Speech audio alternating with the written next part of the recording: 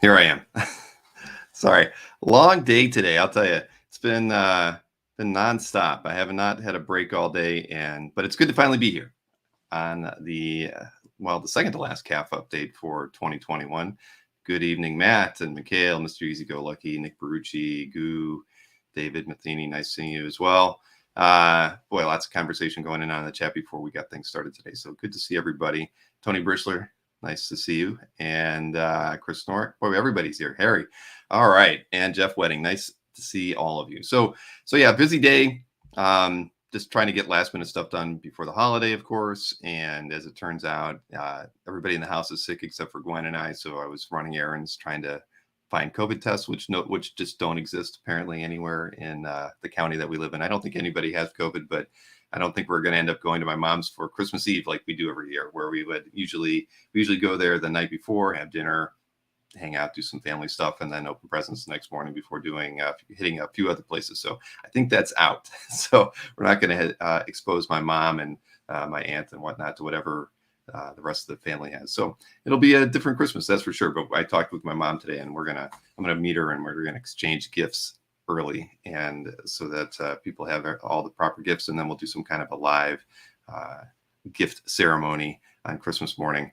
So it'll be different, but you know how those things kind of go with COVID and everything. But anyway, very busy week with all that and a few other things as well. But had a lot of fun hanging out with Mike and Anthony last night. I hope most of you guys tuned into that show. It was fun, a little bit different. I have not started. I see Gabe is trying to do the enter. I am going to do a t-shirt giveaway. I have not started it yet. I was just gonna tell everybody, anybody who's won a shirt in 2021 to refrain from entering to get another one. That way we definitely always have 5 new winners tonight, because I am going to give away 5 shirts.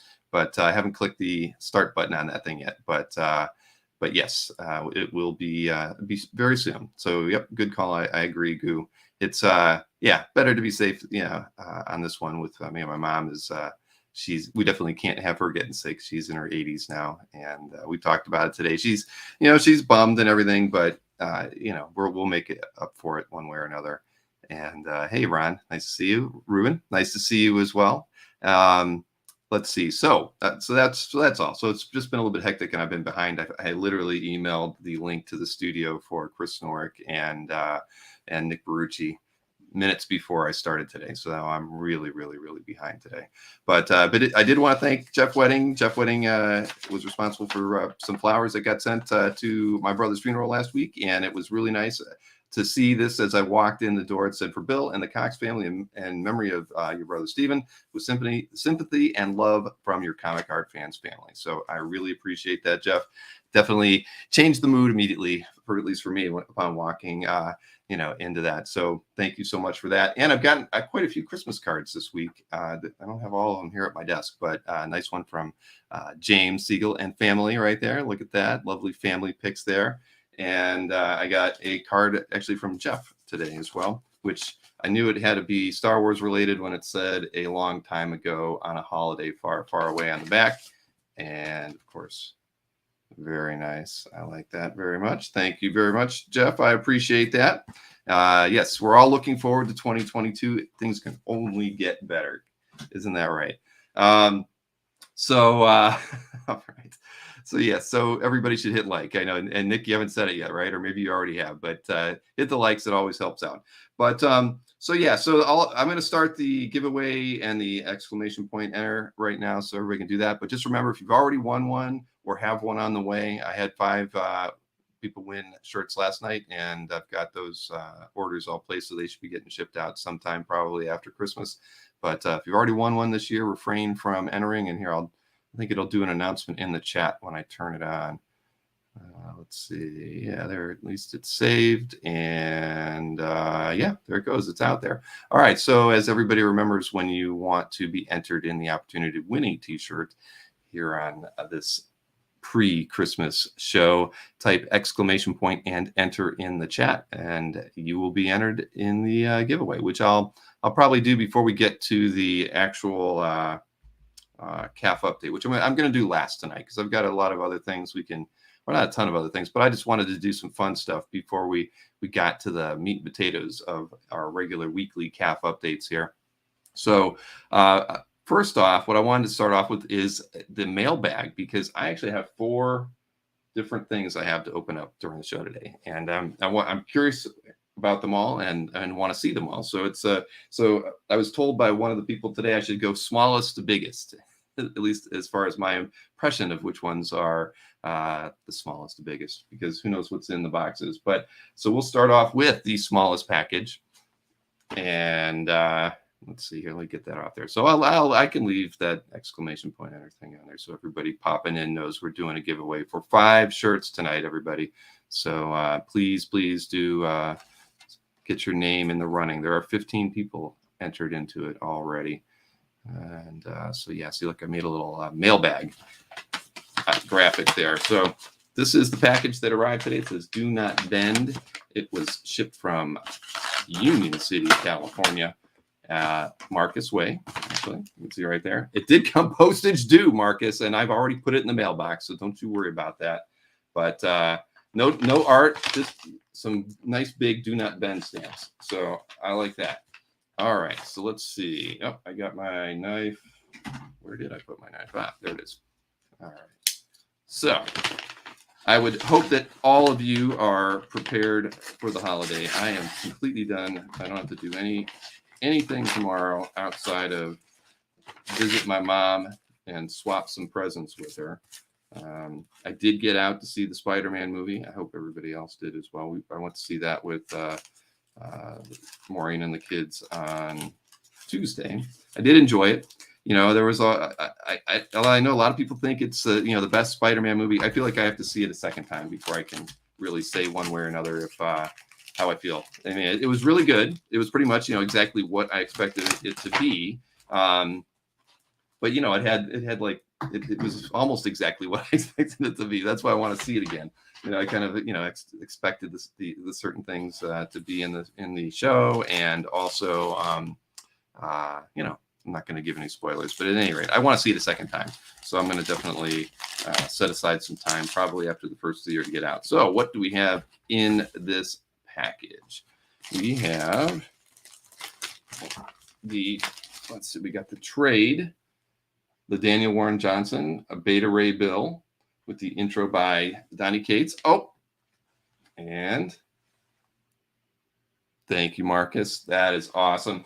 It's funny because I always see Felix doing the Christmas giveaways and things, and because of Felix is a client and all that stuff, I never even try to enter into anything, and because I don't live on the West and East Coast, I don't feel like I ever get to participate in those fun things, like going out and doing a signing and hanging out and talking with everybody. So I was actually lamenting that. I'm like, doggone it, there's another Daniel Warren Johnson giveaway option that I'm not gonna be able to participate in. So this is awesome. Thank you so much, Marcus. This is great. I really, really, really appreciate that, because honest to God, that's what I was thinking today because Felix sent out a mailing today, right? And part of it was where he was talking about another Christmas giveaway. He was doing a drawing, I think, the other night when he was doing an unboxing for some people, and then I think Daniel did one on his show, drew some names too. So again, this is perfect, Marcus. I can't tell you how much I appreciate it. That is fantastic. So next up, I'm going to go with one. I know what is in this. I mean, you can tell kind of by the shape what is probably in it, and you would be right in that it is. Oh, and I should have the second one here. I got another one. Thank you, Marcus. This one is. Oh, they never say who it's from, but it's got to be from Comic Connect, because every year Comic Connect sends me a bottle of wine. I don't know who else is on the Comic Connect list for that during the holidays, but I've been on the list for about 10 years now. So, or at least whenever they started doing it, I've been getting them. I know a few other people get them. So let me, and I've been watching the comments here. I do apologize. You're right, Marcus. You're absolutely right on that one. I should make people But let's see. Have I done a meme with Beta Ray Bill? I have not. I have not done one yet. Though that's a good idea. I wouldn't mind trying. Let's see. Yeah, this has Vincent Azurzolo's name on it and Metropolis. So let's see. And if you haven't ever seen one of these before, I mean, I've got a couple back on the shelf there. Vincent always puts himself into it, and I'll show you the other ones I have. I've either drank a few or I think I gave a couple away one year. But let's see. But Vincent always gets himself into the artwork on the label. And yeah, I've got my wrong glasses on. I don't have my bifocals on, so I have to hold it really far away. It says Happy Holidays from Metropolis Collectibles and Comic Connect 2021. So this is the number 14. So I've probably gotten about 10 of these. And here, I will hold it up real close for everybody to see. I can see what we got. Vincent definitely right there. I don't see Micah on there. They didn't give him a spot on the label, did they? But yeah, it's pretty nice. Definitely different. Usually, it's a he hasn't gone with an independent title as his homage like he did here. But here, I can grab the other three I've got on the back shelf there and show you the ones I've gotten before.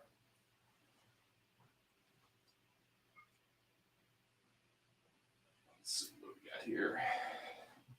This one's almost polished off, as you can see. A very classic one. And again, you can tell that's Vincent. Let's see, does it actually have a number on it? I didn't remember him numbering them before. This is 2020.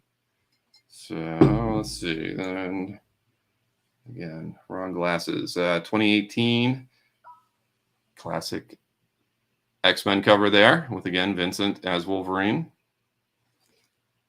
And the other one, what do we got? No, yeah, I didn't think they ever numbered these before.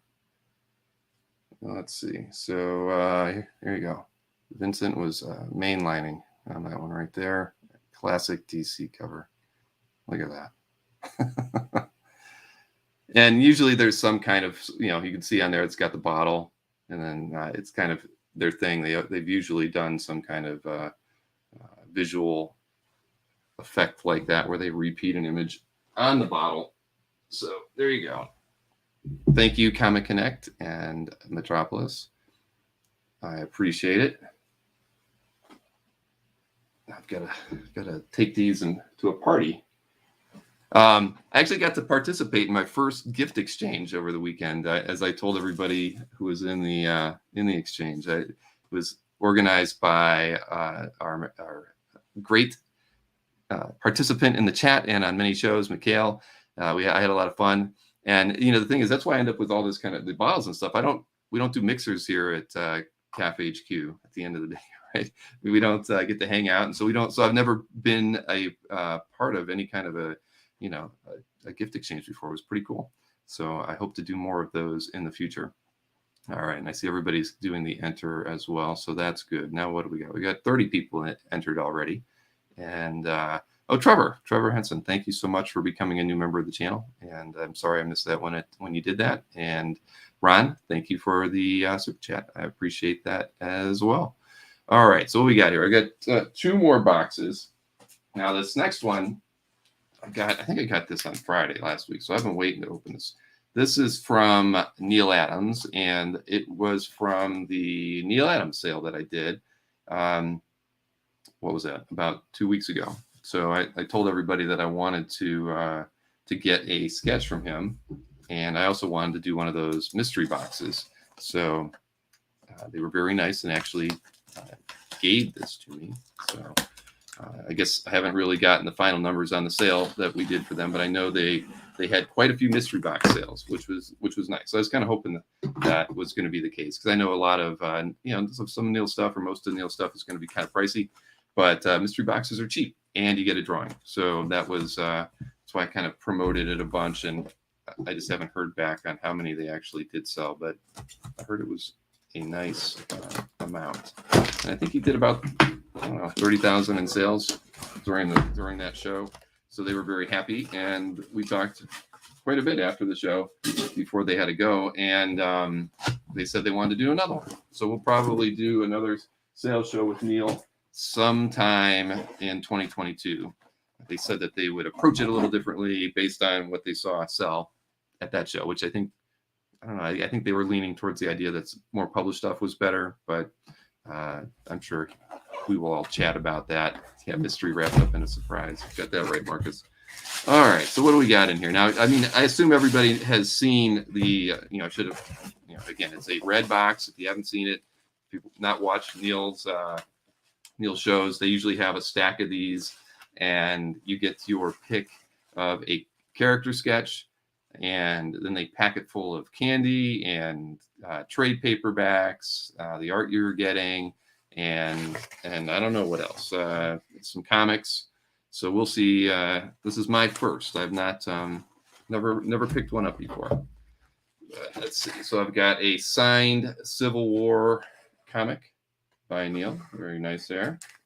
And well, strangely enough, I've got a Green Arrow 80th anniversary. It's a 100-page super spectacular. Got Green Arrow and Green Lantern on it. Again, signed. Everything that Neil sends you is signed. And another Green Lantern 80th anniversary 100-page super special. Another one signed. Very, very nice. Let's see. I'll set the art aside because I didn't tell you guys what I was going to get. What do we got here? Silver Age Teen Titans Archive Volume 2. And signed by Neil. And Chuckles, as everybody knows, that is his favorite. All right, what else we got here? It's a sketchbook. Neil Adams, Rowdy and Beautiful. Doesn't have a year on it, but let's see. Yep, oh, it looks rowdy and beautiful to me. There's a cover on that one, and signed as well. And then a ton of candy, which I'm not supposed to be eating sugar per my doctor, but don't know. They don't know. But so my sketch, you know what I asked Neil for? I asked Neil for a Sentinel because I figured nobody else has probably ever asked him to draw a Sentinel before, and he draws a lot of a lot of other characters. I thought about asking him for a Thor. So if I ever do it again, that is what I will do. A Thor would have been appropriate. I thought about that after the fact, and I was like, I'll stick with the Sentinel. But I am happy that I did. So there you go. I have got my very own Sentinel sketch by Neil Adams. Very happy about that. So, I mean, typically Neil sells these in the chats for, around $400. That's why he always encourages everybody to do the mystery box, because the mystery boxes are $400 as well. So he's like, take the art, take some trades and comic books off my hands, and get some art as well. So there you go. One last view of that. Again, very, very happy. So see, I guess, get and hang out and do fun things gets a reward every now and again. So I'm very happy about that. Neil was a lot of fun. He and I chatted a bunch afterwards. He really does want to give me some stock advice too. If you saw that show, he and I talked about it. And so I told him, well, we probably wouldn't do that on a show for everybody. There's probably some legalities with giving away stock advice on YouTube. There's probably something wrong there. But I told him we would do it offline sometime, because I'd love to hear his thoughts on that. He gave me great advice on approaching clients, as Marcus knows. It was a lot of fun. But does he only do ink sketches? Primarily Knights of Old. He does the ink sketches. He will color them sometimes, and you can get them colored by his daughter, actually. So or sometimes his son Jason as well. So it's you can pay for more. And he does need to put in disclaimers, but I know that you can kind of upgrade the pieces you get from them. They're really flexible. I mean, Neil is happy to upgrade any of the pieces that he does for people during the shows that he handles, and he's always happy. He told me before we did the show, he's like, there's two things I want to do when I'm doing shows like these, is like, I want to be entertaining and I want to sell. So so that's the way Neil approaches his shows. I know he hasn't been on a lot of them lately because I know he's been a little bit sick here and there, but that's his philosophy on doing anything on Facebook or YouTube, and he really is primarily only on Facebook. I don't think he said he has a YouTube channel, but he doesn't really use it, and which is unfortunate. He should be streaming to both, but his focus is on Facebook and Instagram.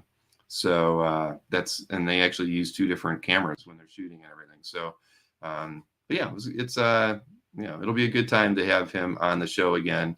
Hopefully sometime, I don't know. I mean, he talked like it would probably be late winter or early spring. So we'll see. And Marcus is saying, yeah, it's double the price if you add color. I believe that's right. 400 to 800, I think is probably pretty common from what he's done in the past. So yeah, his daughter's colors are excellent. That is very true, Mike. So let's see. I know I was missing a lot of things in the chat, but I apologize for that because I've got one more piece to open, and I'm going to bring on a guest for that one. But let's see how many people we got entered in the giveaway. Well, I just have a chance to look here. We've got 35. So we've got 35 people entered. There's 66 people watching. You should go ahead and type exclamation point and enter. Type the word enter and hit enter, and you will be entered for one of the 5 possible shirt giveaways tonight. Shirt of your choice. It can be the Comic Art Fans logo, it can be a Dueling Dealers logo, or the Comic Art Live logo. So yeah, please do it. All right, so let me bring in the man of the moment. Hey, Nick, how are you? You're already there. What are you talking about, the man of the moment? You're the man of the moment. Oh, I don't know about that, man. But hey, how you been? I haven't seen you in a while. I mean, not physically, right? We haven't done this show since the last Heritage recap, right before Thanksgiving. That's right. Yeah. So everybody remember to hit thumbs up. It's the holidays. It's the free gift you can give Bill. Like I always say, you help his algorithm the most when you do it live, and hit share. Sharing is caring. So now that I'm back here, I can't tell how many likes there are. There were 36 before I came back here. So what are we up to, or what are you up to, I should say? I can't see because I don't watch the the extra screen. I should, but I never do. So I always check somebody will tell us. Over. Hey, what's up, Mr. Red Jack? Hello, Jeff Wedding. Let's see. Oh, by the way, I know why I said it in the chat. I don't know if anybody saw. I think I know why Vincent did the Teenage Mutant Ninja Turtles this year. Oh, yeah? They broke records twice. I think both times over $250,000 on Teenage Mutant Ninja Turtles #1s. So, well, that makes sense. Out of 60, 42 out of 60. It's pretty good. Not bad. 46. Right. Everybody keep going thumbs up. And Bill, it's almost 100%. Hey, listen, anything over 50 is great. So look, it's a great community, right? It is. That's why I'm here. I mean, if everybody wasn't showing up, I mean, there'd be no point in coming out here every Thursday night and hanging out with everybody. So trust me, I appreciate it. I don't take it for granted that we all get to, to hang out, have a good time. And it is all about the community and everybody and enjoying the camaraderie we get to have with one another. So it's really the best thing that's happened to me in the last couple of years, and I sincerely appreciate it. No, it's great. It's great. But here we go. Go full screen for this. And Miguel, get your thumbs in here. Let's look at you because you are the other man of the hour. That is true. And I know I mentioned, I think last week as well, that Mikhail had sent the extra donation to the Hero Initiative recently, and I got a nice email from Jim McLaughlin from Hero. He was really happy about it. And as everybody knows, the Indiegogo campaign that Nick launched for the Comic Art Live cover had me on the cover. And all right, I know you want me to go. I can go full screen here just to make it. Yeah, you got to show it full screen. You know what? Here's the thing. This happened because of the CAF members, and the extra love came from Mikhail, and he just went above and beyond what anybody else would have done. So, he's helping. He's helping the community. He's helping creators who need it. Sorry, I'm just admiring. It's pretty amazing. Yes, and so as everybody knew, what we did with the campaign was 100% of the proceeds for the cover original art purchase was going to go to Hero, and Mikhail got several other collectors involved and raised another $2,500 on top of the $1,500, and so it's just pretty amazing that you guys were able to do that, and this is better. I mean, it's I saw it, I knew what it was going to look like, and it's even better than I thought it was going to look. And you got the thumbnails on the back too. Oh, I didn't even look. Okay, yes, I do. Holy, yes, that's the one where Maureen said you had to make me thinner. Exactly. I thought it would be cool to have both. Oh no, that is so cool. Oh man. So Mikhail, and so again, Mikhail could have kept this for himself. Remember, because I said I wasn't going to bid on it, or I wasn't going to try to get it, even though I wanted it. I just hoped that somebody who picked it up was going to put it in their CAF gallery so that I could at least see it and let them know that if they ever were to get rid of it, that they had to at least offer it to me. And so this is going on the wall. I mean, I don't know what I have to take down behind me, but we will be making room for that. And right. See, look, I was a little chubbier in that one. You see, and I had a pair of scissors in the prelim.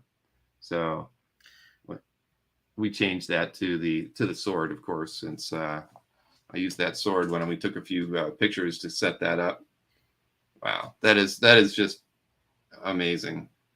Thank you, Mikhail. Thank you, Nick. Thank you, everybody who also contributed to the Hero Initiative on that. I mean, I couldn't. It wasn't anything that I expected, and it's a great way to end this year right before Christmas and everything. It's so nice to get this, and I don't know. Well, especially considering everything you've been through, it's the little things. Oh yeah, no. Well, this is again, I just love the fact that Ken put all that extra effort in the covers. There's so many covers you can actually pick up, in here that he put the Spider-Man No More, Amazing Fantasy 15. So yeah, he put a lot of effort into this just to make it fun and memorable, and wow. So yeah, hopefully I'll get to meet Ken someday. I think you will, especially when we do CAFCon in Florida. Yes, yeah, that's very true. Very, very true. Oh man.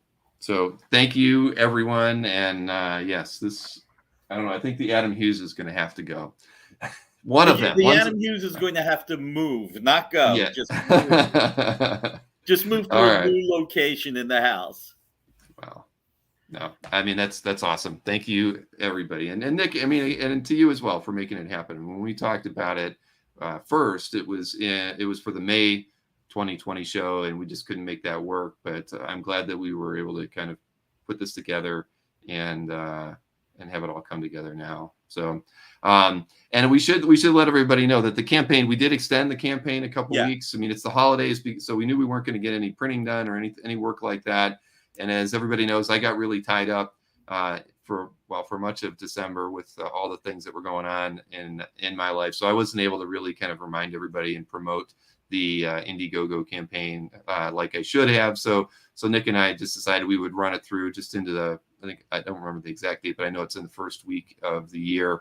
And I can share that link out here in the chat. And of course, I'll send out a couple email reminders. So it was supposed to end on Monday, but I think we added 2 weeks. Yeah, we added 2 weeks and 2 days, I think. So I think it ends the 4th or 5th, somewhere around there, that Tuesday or Wednesday, maybe Wednesday, or maybe we did do Thursday to be right after the Dueling Dealers. Oh, okay. One thing I do want to do, if it's okay, we thanked everybody who had pledged earlier, and I just figured we should update everybody, give thanks to everybody. Sure. So if I repeat your name, you're getting thanked twice. So if I said it before, first and foremost, again, Mikhail, you really, as Mike Bravenik just said, you're the boss of the year. What you did, honestly, I'm a little choked up because of the Hero Initiative here myself. I think most people would have been generous and just bought it and just said, "Here you go, Bill. Thank you for everything," and just really showed their appreciation. But you know, much like you're doing the Ed Hannigan show the other night, which I thought was fantastic, Mikhail went above and beyond. Not only did he buy it, he invited other people to be a part of it to make it more the community. And then he invited everybody to donate more money, which I never would have thought of. I don't know who else would have thought of that. But for him to take the time out of his day, obviously to thank you was great. But then to take a cause that's important to you, important to me, important to a lot of us, you know, if somebody like Ed or William Mesner Loebs didn't have the Hero Initiative, we don't know what, I mean, I don't know if Ed has asked, but it helped Loebs a lot, and it helped Oh, a yeah. lot of other great creators a lot. So I'm rambling. I apologize. Sorry, this is getting to me. But Mikhail just going out there talking to other CAF members privately, having the wherewithal, and just getting so much more money. So, like I said, Mikhail first and foremost. And then everybody else, like I said, if I've said your name before, I'm saying it again. It's just appreciated. But Rustin Green, Jeffrey Wedding, T Square, Miguel, who not only bought the cover and initiated that, but also pledged for some books. Bill Romanelli, Ian Harrison, Gabriel Carino, Wayne Schaff, Tom West, Tyler Gilmore, Joseph Schofield, Tyler Zvetin, Kavi Halamani. Oh my God, I'm sure I butchered Kavi's name. Michael Finn, Amber McBriar, McSpidey fan, Scott Get Spiffy, Michael Deweese, Jeffrey Freshcorn, somebody who only used their username, Spim Spiff, David Wetzel, Ian St. Martin, Michael McIsaac, Ian St. Martin again came in twice. Bill, you're not supposed to pledge on your own campaign. You know you get comps, don't you? I wanted to give Ken some extra money. I figured that's why I did the sketch cover, and I wanted my mom to have one too. So I thought that it was a nice idea. So I did it. So I bought two.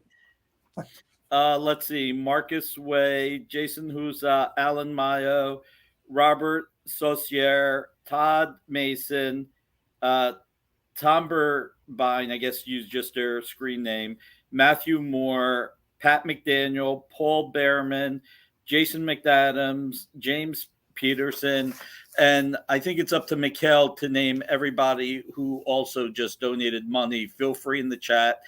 And everybody, again, hit those thumbs up and share.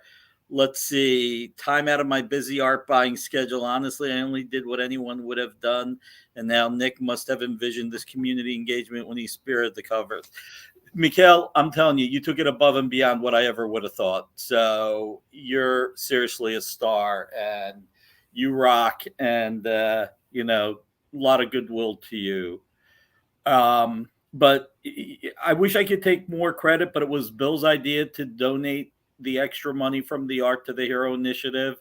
My whole thing was just to create something cool, to show appreciation to Bill, and both of you took it to the next level. Like I said, Bill with suggesting the extra profits from the, after Ken gets paid, the money from the art going to the Hero Initiative. But man, Mikhail, no, I don't know who else would have thought about it the way you did. I mean, you got, and it's funny, so many people just donated, so many great people. Michael Lovitz, I think Will Gabrielle, so many people. So I did get the list from McKellen. I read it last week. I was trying to see if I could find it because I have it on the computer somewhere. But I read the list. Ruben as well. I mean, there was a lot of people in the list, like you said, Kavi and Scott Wingo, and yeah, I don't remember off the top of my head, but there were a lot. And again, it's it's something that as a community we can do a lot of good. I mean, the Hero Initiative has done a lot of good things for creators over the years, of course, and that was why we did the Ed Hannigan sale on Monday, and I think we'll do another one for Ed probably.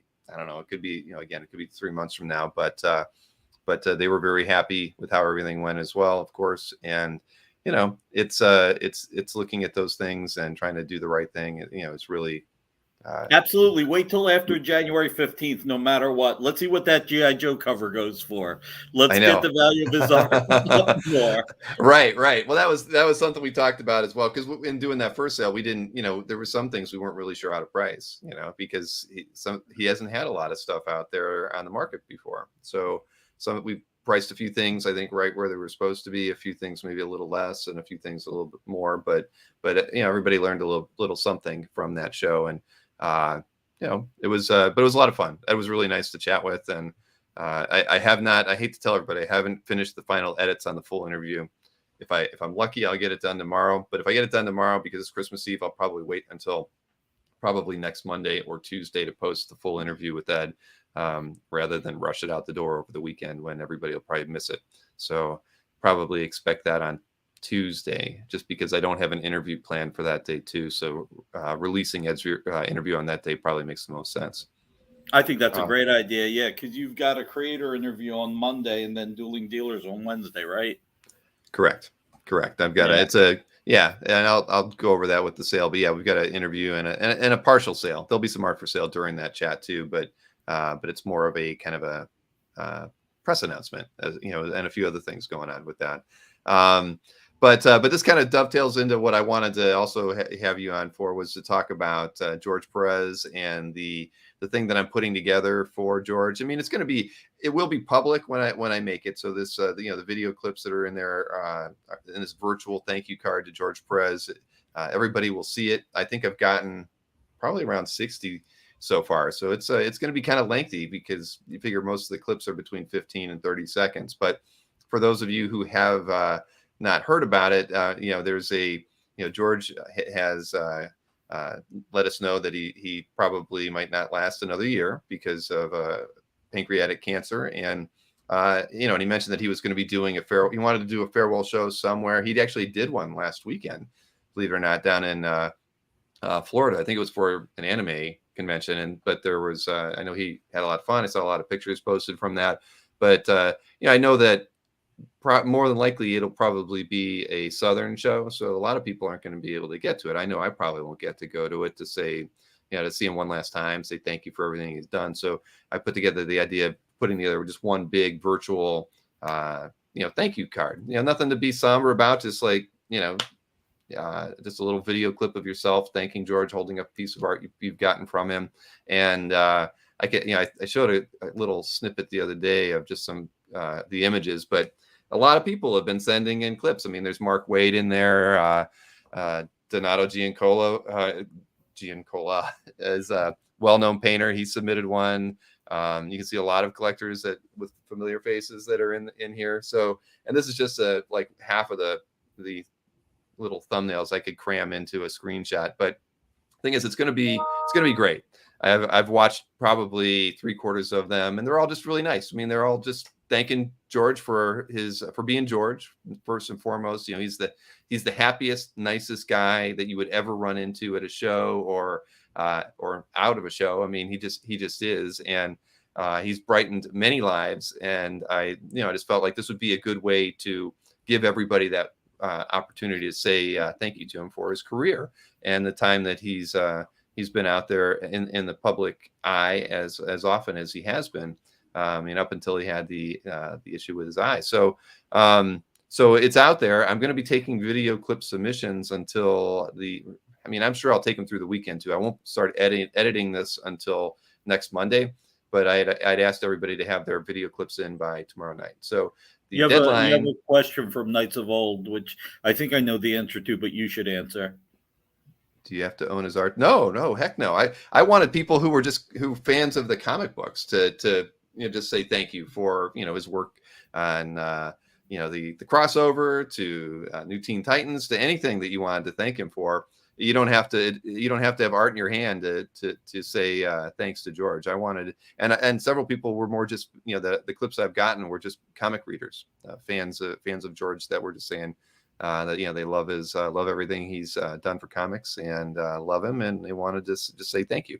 And I keep it under 30 seconds, and that's all I ask. And I'll have to dig up the link because I know I posted it to Facebook earlier, and I'll find a way to get it in here for everybody. But Nick, you were the first one to send me a video clip. Actually, you got yours in immediately. Yeah, yours was first. So I mean, I know you've known George for a long time, so it's just a good thing. And you actually posted, you did your own kind of tribute to George on your YouTube and Facebook page as well. I don't know if a lot of people caught that, but it was really nice as well. I got to see that last week. Yeah, thanks. It's George, it's a weird thing to say, but you never meet somebody that talented who's that nice. And George probably has every reason not to be as nice as he is, or almost not to be. I know this sounds stupid, but not to be nice at all. And yet he is the most generous, loving person, pretty much the most, if not the most, in the top 5 people that I know, who he'll give you his time as much as it's the way he put characters on the page is the way he gives you his time. I've said this story before, and I'll say it just one more time here. George, when I was 13 years old, maybe, I can't remember, somewhere between 12 and 14, probably closer to 13 or 14. It's just all hazy. I went to a creation convention that he was at, and wide-eyed, wanting to be a comic writer, never realized I would never have the talent. I walked up to him and asked him if he would help me with a comic idea because I loved his art and he was so great. He could, I walked up to him while he was walking. He could have said anything. He could have said, I've got to go to lunch. I've got to meet someone. I've got to go to my table to sign. I don't have time right now. I can't talk to you because I can't accept. He said, I would love to help you. I mean, again, not 100%, but I remember the way he ended it. I would love to help you, or I'd be happy to help. But the problem is if one day down the line, I use something that you feel is from your idea, you'll be mad at me. And he knew how not to let down a 13 or 14-year-old because somebody just saying, I don't want you mad at me, makes you go, oh, okay. And makes you also, and you don't realize it when you're this young. I don't think you do. Maybe some people are more mature and smarter than me at that age, but it makes you feel like you might have something special because he doesn't want to take a chance to hurt your feelings. And it's just a memory that's always been in me. And I remember, a few years later when Thunder Agents came out and I saw him at the show, and he was, signing books. It was the deluxe comics, and he did a story. Keith Giffen did a story. Dave Cockrum did a story. Jerry Ordway. Those were $2 books in 1984. And I just remember him telling me how in the Raven story, I can't remember if the villainous name is Phoenix. I can't remember right now, but he said, "Well, that's my wife Carol, and I used her to model for this." And it just didn't matter if I was 13 or 14 or 15, or a colleague at 22 who was getting books signed, or someone who he ended up working with doing covers for. Um, he gives you everything, no matter what. He gives He you, does. and he's the gentlest soul. And I lost my dad to pancreatic cancer, and he was stage 4, and he passed away 3.5 weeks after going to the hospital. And the only blessing, I'm grateful that for George, that they caught it early enough that he has time to spend with Carol. And it's funny, my dad, when he was in the hospital, he told the doctors and my mom, if I go under, don't resuscitate me. And he said to the doctors, I don't want any medication to extend my life. I've seen what that happens to families when people want to just live a little longer. It tears the families apart. I'm not going to do that to my family. And he said, I'll take medication for pain and get me out of the hospital. I want to die at home, which, he made it easier for us, me, my brothers, and my sister. And I just, George making that decision of, I'm not going to spend what little time I have left going into doctor's offices and hospitals and not having time with Carol. I just want to spend time with Carol, see the fans one last time. Just, that's a strong person. I used to kid around and say, if I was in my dad's position, I'd be like, who do I got to kill for 10 more minutes of life? Who do I got to, I'll do anything. So sorry that I'm a sap, guys. I don't mean to be. No, yeah, we all feel it, right? At the end of the day, knowing George, I mean, George is like a friend to everybody. If you ever met him, he treats you like, you're somebody that he's known forever. And and he's just so, I mean, again, he's unlike, you can go up to somebody at a show to get something signed or to ask for a sketch, and you can tell they've had a bad day. You never got that from George, ever. No. Ever. It could be the last day of the show and George would still be as happy as he was the first time you saw him at the beginning of the show. I mean, that's just the kind of guy he was. I mean, I've never met anybody in life that's that happy, or that positive all the time. I mean, I know you guys are out there and gals are out there, but but George is just a unique guy, top to bottom. And so I hope I posted the link in the chat to the MailChimp kind of outline of what we'd like to get from the video clips. And if you have any problems submitting the video through the Google share that I've put out there, the Google Drive share, you can email them to me or use WeTransfer or Dropbox or any of the other many ways to transfer large files, and just share them to me, bill@comicartfans.com, and or email them to me at bill@comicartfans.com, and I will get everything where it needs to go so that we can put the video together. And I saw Marcus had mentioned doing a premiere on YouTube for that. So I will. I think that's a great idea, Marcus. I really wasn't quite sure how I was going to release it once the edit was all completed, but that makes a lot of sense. We could do it as like, if I don't have a chat on a Tuesday or a Monday, if we're not doing a sale, we'll do it as an evening kind of premiere so we can all get together, see what everybody has to say, and and hopefully George will be there watching it with us too. I've got his contact information, so I'm going to let him know when we do release it. So if he can watch it live when we premiere it, that's great. If he sees it afterwards, I'm sure I'll know that he's seen it. So, but again, this is something that we should be doing more often, and we should, given the where we've all been in the last 2 years with COVID and the pandemic and not being able to see the people who've made our lives better because of their contributions in it. We need to have more of these kind of tribute things going on more often, especially while the creators are still around here to appreciate it and be able to know how much we care about them. So hopefully there'll be more of these things in the future, not just when somebody's,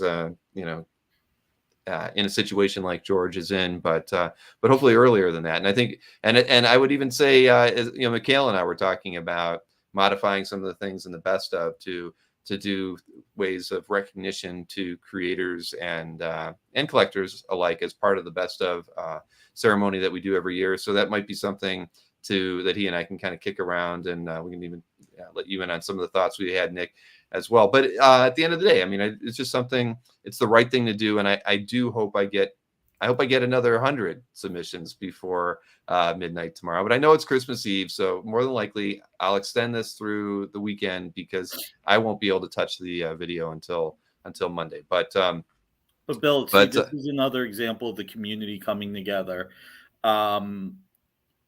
What you've put together for George, George going to a convention, surprising people at the convention this past weekend was great. But you're creating this video form and taking the time out is something that's going to live forever. And in a lot of ways is going to be rewarding for everybody who participates, because we get to, those who can, we get to thank someone who's given us so much enjoyment and who's been so rich in our lives. And you took the initiative and just said, we're going to do a video thank you card. We're going to do something that George can see and enjoy right now. And that honestly is freaking fantastic of you. Well, it was a eureka moment. I literally woke up and I was like, this is what I want to do. Because I went to bed trying to think, what could I do for George that, that somebody else couldn't do? And I couldn't think of anything before I was falling asleep. But first thing I thought of before I even got out of bed was, I'm going to make it, I'm going to get everybody together and we're going to do a virtual thank you card. And so, yeah, it's amazing where good ideas come from sometimes. But again, this is going to be great. I know, like with most things where there's a submission process, most things happen in the last few hours or few days. So I know that we'll get a lot more. And again, I hope we get over 100. I think, like I said, I think there's at least 60 in the share right now. So, if I get 100, I'll be happy. If I get 150, I'll be happier, everybody. So please, if you just take 20 seconds, you could just say, thank you, George. I mean, that's all, that's all I ask. But if you have anything else special to say, and trust me, a lot of people have said a lot of nice things in the other clips, please do. I mean, it's all for George, and it's all a celebration of the hobby. So Mikhail says he's a big believer in sleeping on a problem. Yeah, exactly. So am I. Why did I get the feeling Mikhail can also mean that if he doesn't like somebody, he'll kill them and sleep on them? I don't know. I don't think Mikhail wouldn't hurt a fly. Well, I can't say that, but yes. So there you have it. So I hope everybody gets a clip in that gets, that sees this. Please do. I will make sure it's linked into the description as well, so that you know how to, what we're expecting. And again, I'll give everybody till Monday morning to get me those, but really the deadline is tomorrow night. So do what you can. The more I have, the better. So thank you.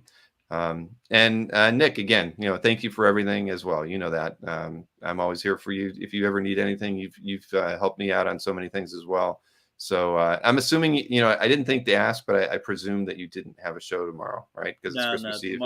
Tomorrow we're taking the day off, and we will be back New Year's Eve. But tomorrow's just, I might even take tomorrow off. So we'll see how that goes.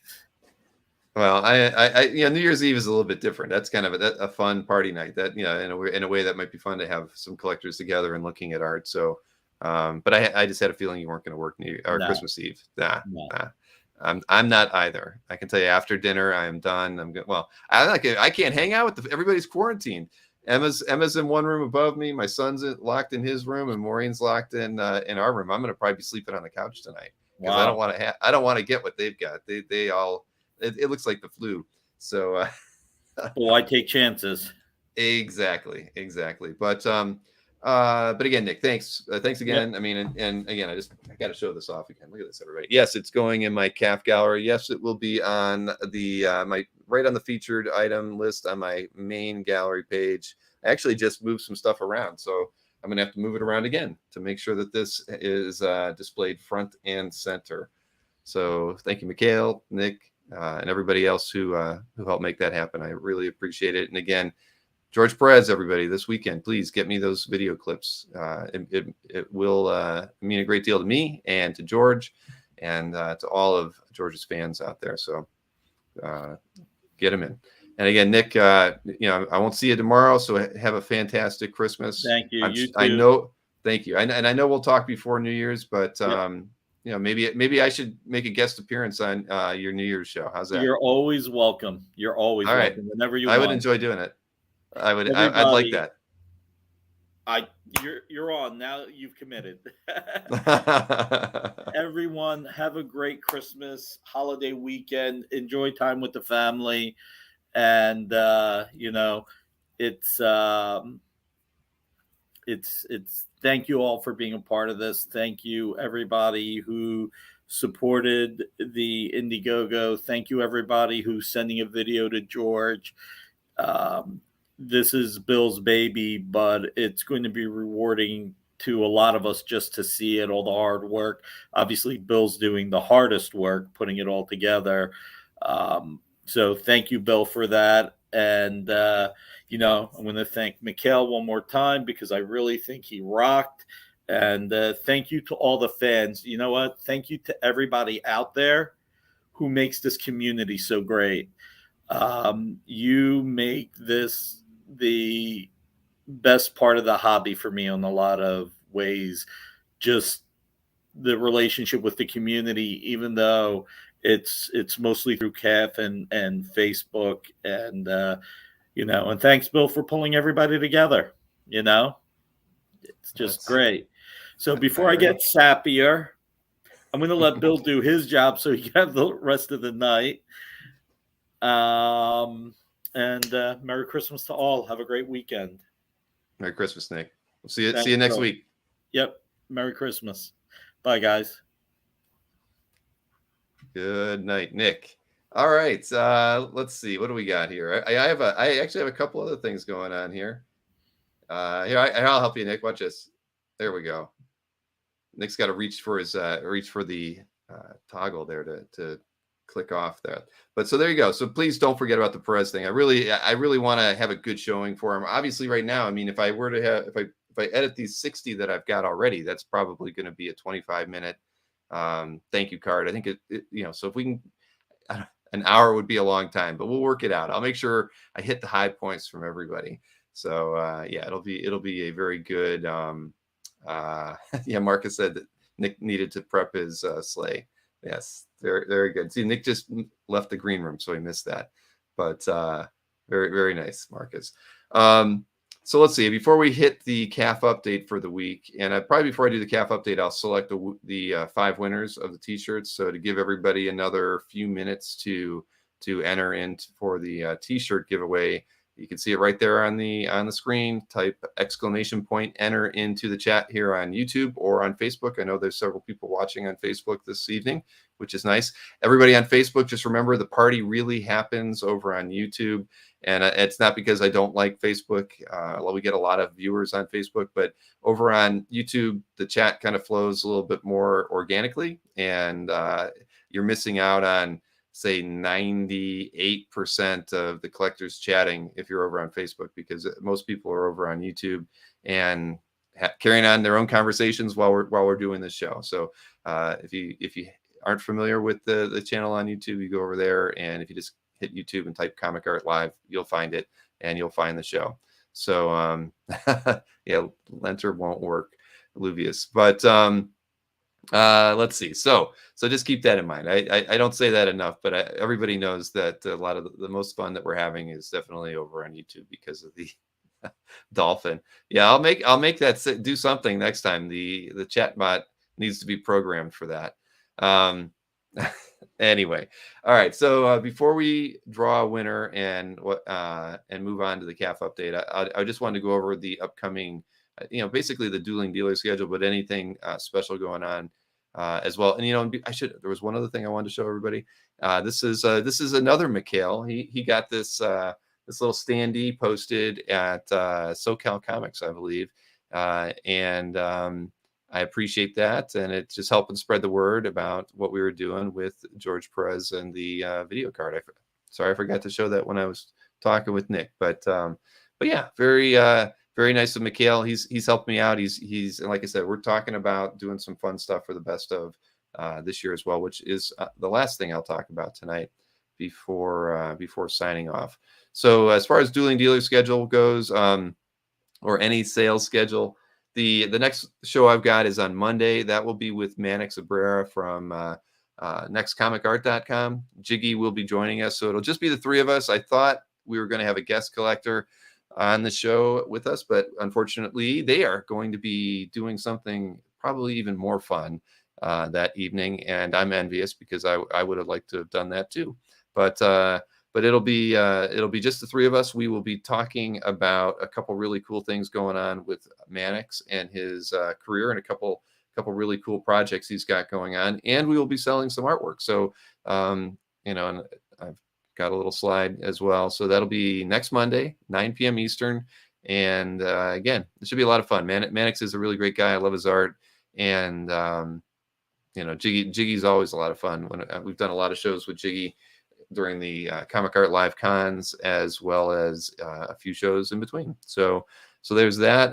I put some question marks next to Wednesday as for next Wednesday's Dueling Dealer show. We plan on having one, but as fate would have it, as everybody knows, I've been trying to buy a home in Florida, and it's appears that I will be buying a home in Florida now. And the signing, they want me to be there on the 30th, and it's a mess because Maureen was already going down to Florida to get my daughter to school.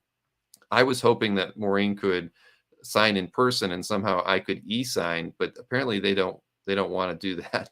They want us both to sign, and while they could overnight the papers to me after Maureen were to sign them down in Florida, we already had to extend the deadline to the 30th because as you self-employed people would know, it's actually really hard to get a loan when you're self-employed.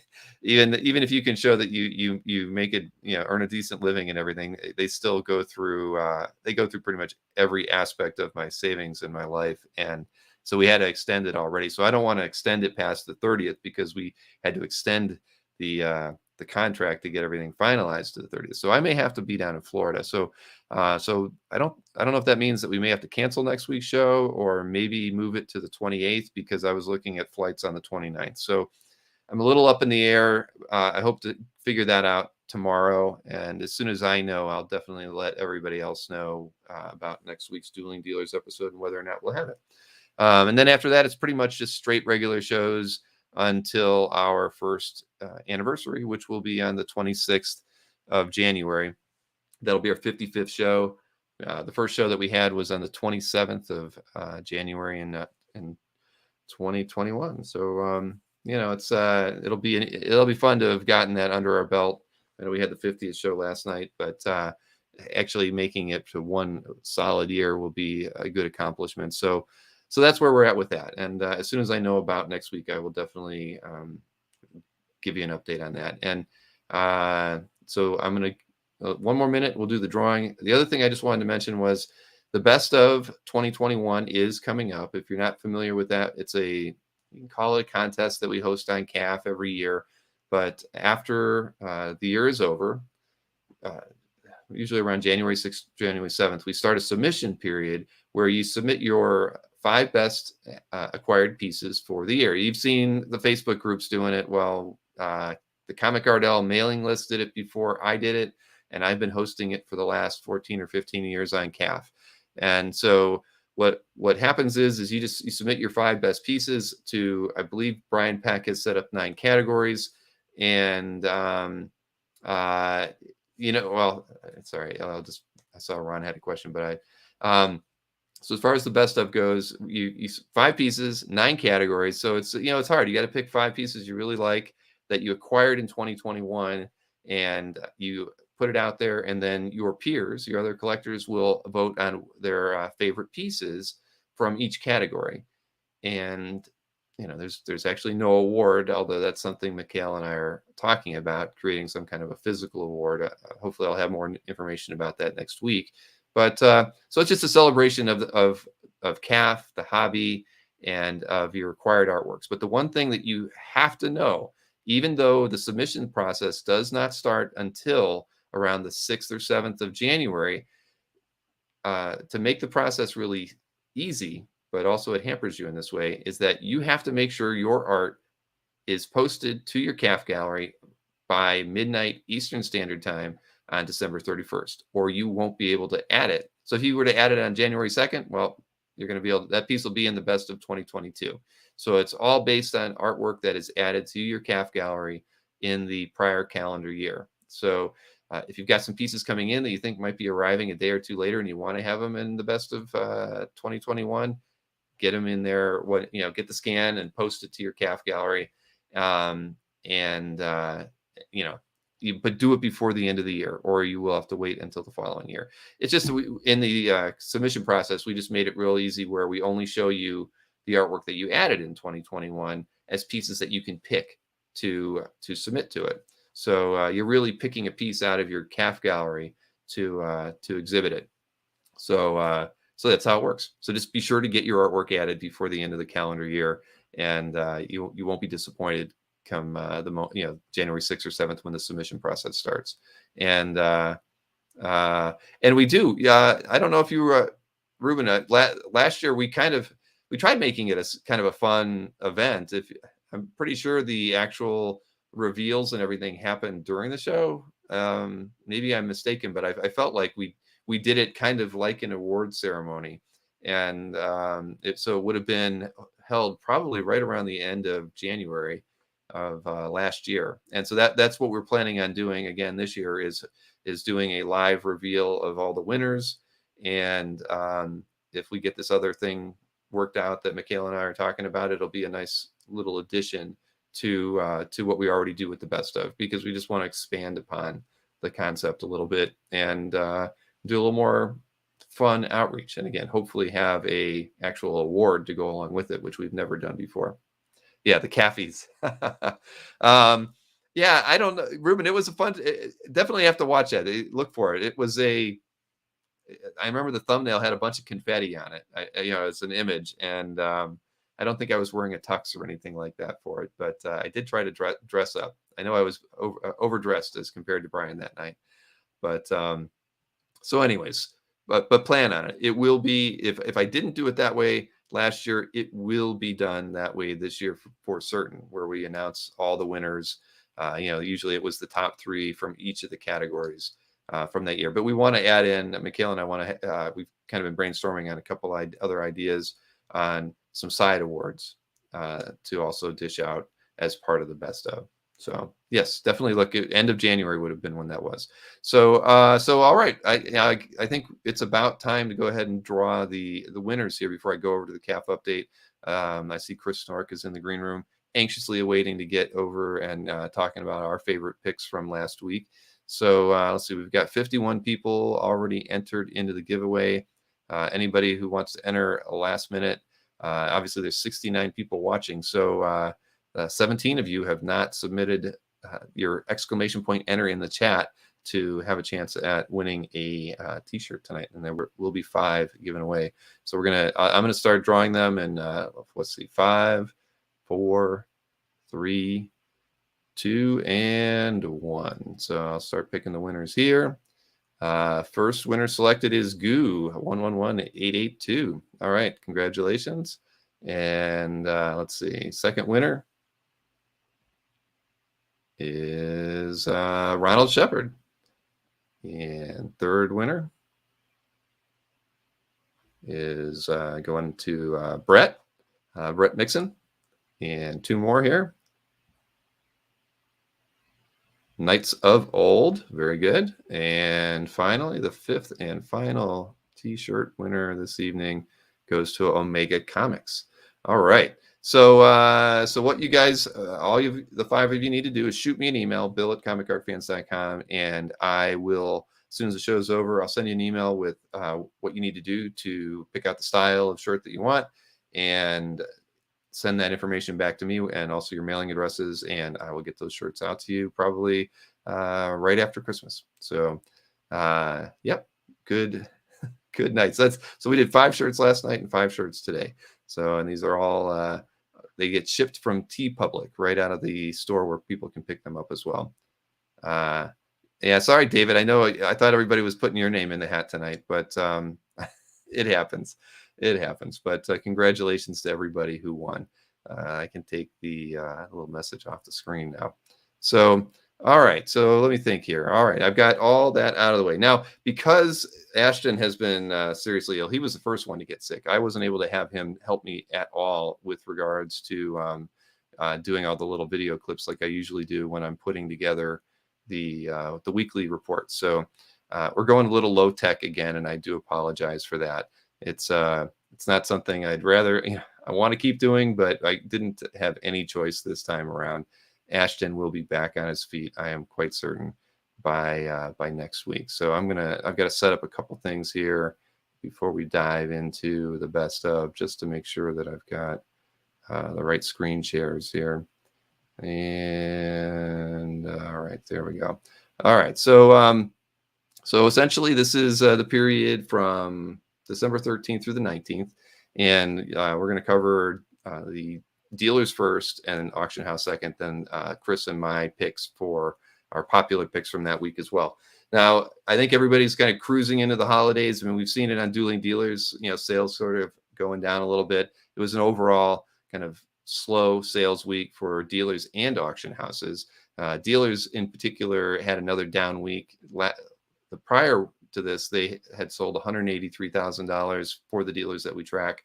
And this past week, it was only $160,000. So that's pretty low. I mean, usually we expect to see the dealers around 250,000 is an average, I would say. So they're down probably about a third with that amount now. So I'm sure next week is going to be about the same with the holiday.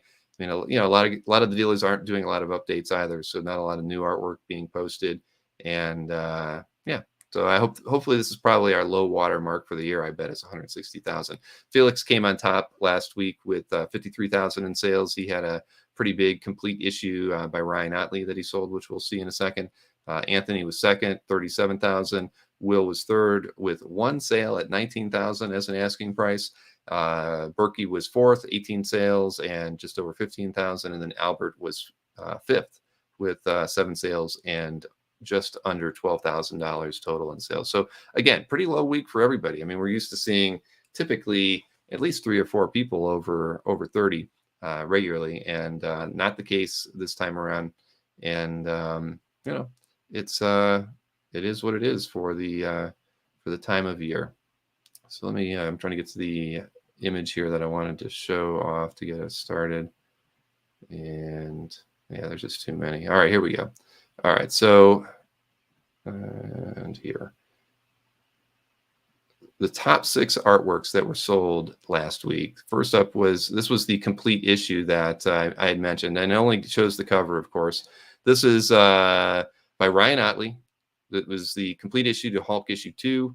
The asking price was $30,000 on it, and I only get the cover because that's all that Felix uploads when he sells a complete issue. Typically, he'll usually do the cover or the title page. So in this case, we got the cover. Next up, the second highest sale from last week was this was the piece that Will had sold. This was the unused cover to Avengers 178, and the asking price on this one was the $19,000. Let's see. I mean, I know that I know he's had it up there a while, so I'm glad to see that it finally moved. The inks on this one were by Joe Sinnott, and I don't know. I always like the cover, but I think I do like the published one a bit better than that. Next up is the third sale. This was a Dueling Dealer sale, actually, by Anthony, and this was what it was, the Apparel, if I'm not mistaken, or am I just forgetting? I don't even remember because he didn't list any details on the art. Yes, Jim Apparel. I was right. So this was from Brave and the Bold, issue 112, title page, of course, and sold on Dueling Dealers for $6,500. And what do we got? Next up is one of Albert's sales. And very, very cool. This was Avengers Annual 23. DPS pages 2 and 3. And the asking price on this one was $4,500. John Buscema art, of course, and signed by John there on the first page at the bottom. And you can see, hey, it actually sold some point prior to that for $3,500. I see the price up there on the top right corner. What do we got next? And then next sell, number 5. This was sold by Glenn. And this is from Web of Spider-Man 67. And it's by Alex Saviuk. And the asking price on this one was $2,800. So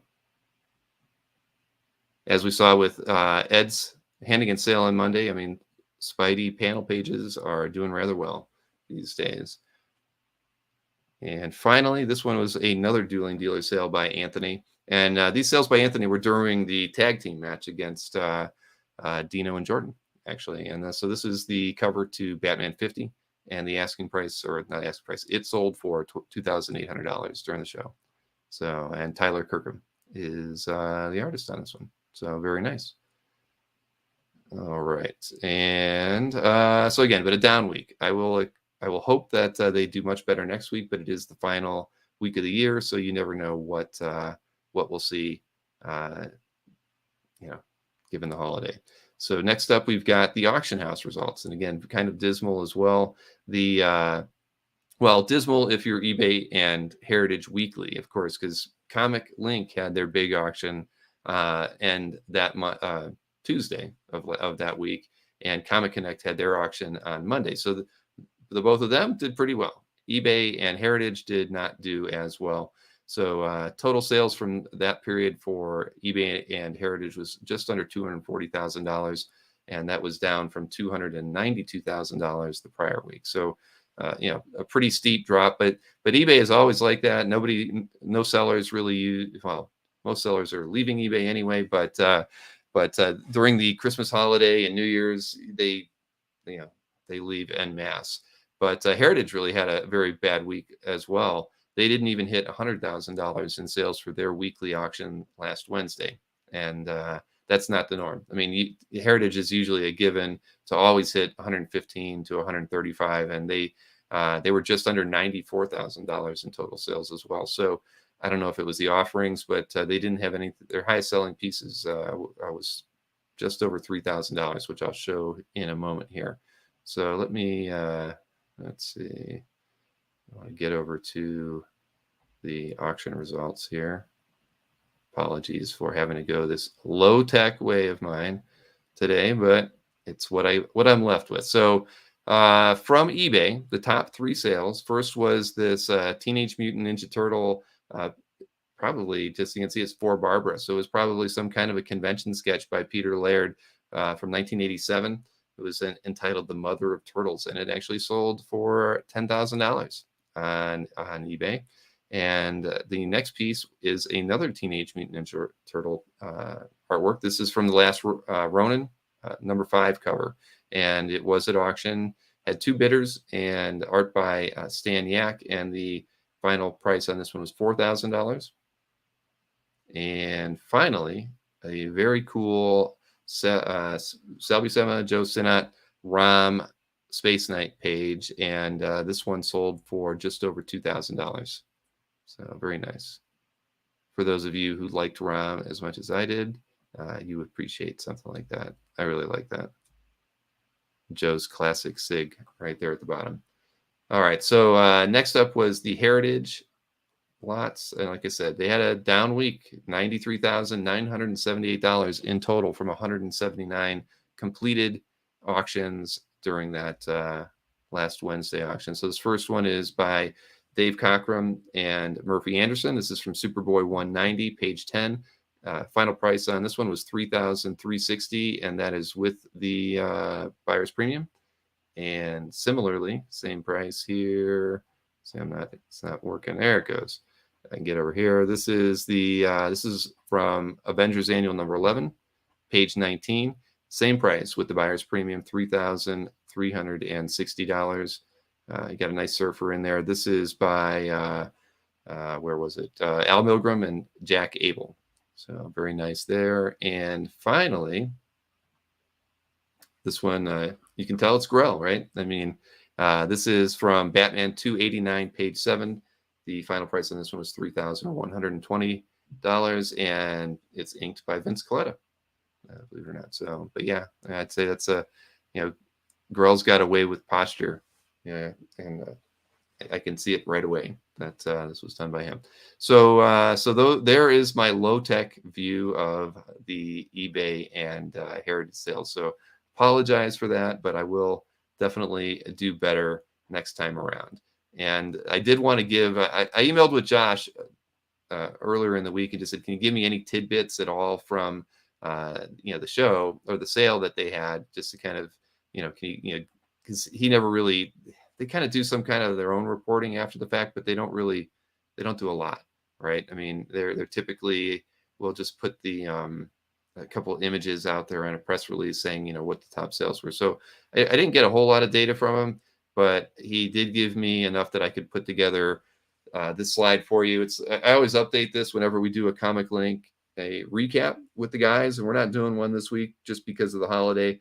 But that top set there, the fall featured auction that closed on the 13th of December, you can see if you compare that to the prior 4 sales, with the last one being the last fall featured auction that they had that was in December of 2020, the sales in this one far surpass the previous 4 at 2.8 million in sales from last week's auction. So I am quite certain that everybody at Comic Link is very happy, as are all their consigners. It was a very, while we didn't, there were good results in it, but just overall, I think it was just a super successful auction for Comic Link. They have to be really pleased. 321 lots closed successfully. Average, as you can see, $8,809 per item. So just a solid overall event auction for them. So again, they have to be pretty darn thrilled. If I was them, I'd be pretty thrilled about it.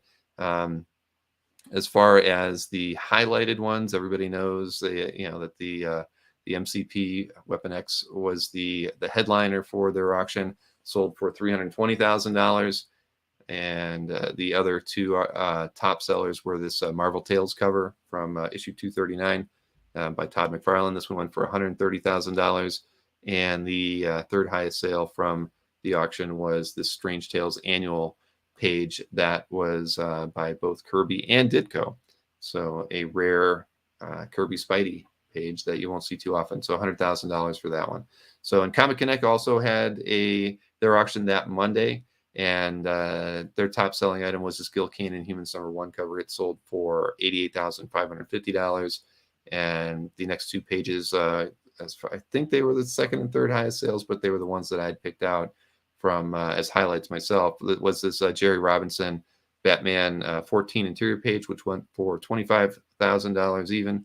And then finally this Barry Windsor Smith Conan page that sold for just over $12,000. So, I think that I didn't think to ask them for totals. Like, maybe I should see if they would allow me to do that. I don't know if they would or not.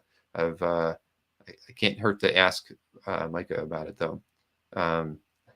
I don't think so. That was I'd have to go back and double check. I asked him only for the art, and I'm pretty sure they had 6.5 pages of art, and I know that there are 50.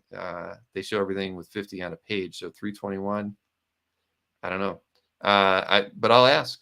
I asked him specifically for art, so maybe he flubbed it, but I will find out. I promise. So that's my job. So there you go. Sorry, Fago break there. I forgot to have a water here tonight. I'm losing my voice. But yes, I will. I'll clarify that with him, Ruben, just to be on the safe side, because it was an awful high amount there. So you never know. You never know. Maybe he just gave me the overall sales. But aren't there a lot of comics? I would, that number would have been a whole lot higher. I would think, but maybe not. All right. So on to the popular artwork. And as everybody knows, this week Chris got to pick his 10 before I got to do any of my selections. And I can tell you, trying to pick after somebody else is very difficult, because I only came up with 20, because Chris got several of the ones that I would have picked as well. So I'm going to bring Chris in here, since he's been very patient in the green room. Hey, Chris, how are you tonight? I'm good. How about you? I can't complain. I really I've had a pretty good week until today. Just dealing with the sickness around the house, but I'm anxiously awaiting Christmas morning. I'm ready to have some fun, and fortunately, I'm going to be doing it on via live stream with my mom and other relatives because of everything around here. But I'm ready. How about you? Are you all ready for Christmas? All done? Yeah, good to go. Good to go. Oh, Picked up all of the beer and assorted supplies that you can't get Christmas Eve and Christmas Day. So yeah, ready to go. all right. That's We've that's had good. our You shopping still? done for we've had our shopping done for like weeks. My wife's an avid online shopping enthusiast, so it's never a chore for me to participate in the Christmas shopping. Very good, very good. And when do you think you're going to be back in your other office? About 2 weeks? Oh, so no, probably like a week. We have to Ruben. We have to get carpet, which is the 29th, and then I'm going to be hanging art from then until until it's done. Oh, well, that's good. Yeah, So you're really, really, really close then. All right, cool. they flew through the. I mean, we just kind of did a refresh, so but they got it done in 6 days. So Dang. Well, congratulations on that. thank you. Since you got to pick your 10 first, I'm going to let you, we're going to go with your 10 picks before mine. And I actually Okay. picked 10 out of the 20 that I've selected and made a part of my overall report. So we kind of keep it even. I think that's a good way to do these going forward when I've got you on as a guest selector. So Well, let's see. we're at the 90-minute mark. I'll try not to belabor these too much. No problem. You never belabor. We all love to see him, and I'm sure Ron Lim should be very, very well. Ron, you are you've really got a really nice piece here, and I know Chris is going to tell you all about it. But I'm very envious. This is I just had to tell you that I love it. Beta Ray Bill has always been one of my favorite Marvel characters. I mean, and Simonson is one of my favorite Thor artists. So when I saw you post this on CAF, and I've seen, you did some color versions of your own out there. Kudos to you. This will be a cornerstone of my collection, and I'm sure you feel the exact same way as I would if it was in my collection. So, yes. So go ahead, Chris. Let's hear it. I mean, you can't say a lot about Simonson on Beta Ray Bill. It's this is the match made in heaven, right? So, um, uh, yeah, I mean, it's perfect. It's perfect in every way. I mean, real congrats to Ron on snagging this. Man, yeah, I this would be this is a grail of mine, to be honest. I mean, not this specific image, but a Simonson Beta Ray Bill. So this is I guess this falls under like a character artist slash nostalgia pick for me this week. And I knew, Bill, that I was kind of like snatching it out of your hands when I picked it, so I apologize for that. No. Well, that's what I was hoping you would do, because it did make my selections all the more difficult. But yeah, I mean, this is a cover quality, piece here, and I'd be surprised if it doesn't see publication somewhere, sometime, because it's just fantastic. So, congratulations, Ron. And I didn't click the like on this one, so now I've taken care of that. All right, so we'll see. We got the Ever Loving Thing. And I believe this was it was in Dino's collection. I believe he made his avatar this same image or something. Dino's avatar. Yep. So, So I don't know. I wonder, does Dino do that regularly whenever he gets a really good piece? Does he switch his avatar? I don't know, but I caught that. This has been his avatar for quite a while. Actually, my comment was I knew I liked Dino before, but when he made this his avatar, it just like sealed the deal. I was like, okay, Dino's cool. So one of the reasons that I collect the Thing is because I loved. He's kind of like Batman in the way that like artists are able to put a unique stamp on how they make him look. So the character is like a little bit of a canvas for people to experiment with. And I think Art Adams is one of the people that does him the best. And one of the things that I think is so cool about Adams's take on the Thing is his face is always incredibly expressive. And for a character who's literally made of stone, that's a pretty neat trick. I agree. But yeah, this is I mean, it's such a nice image. I mean, I love the jaw.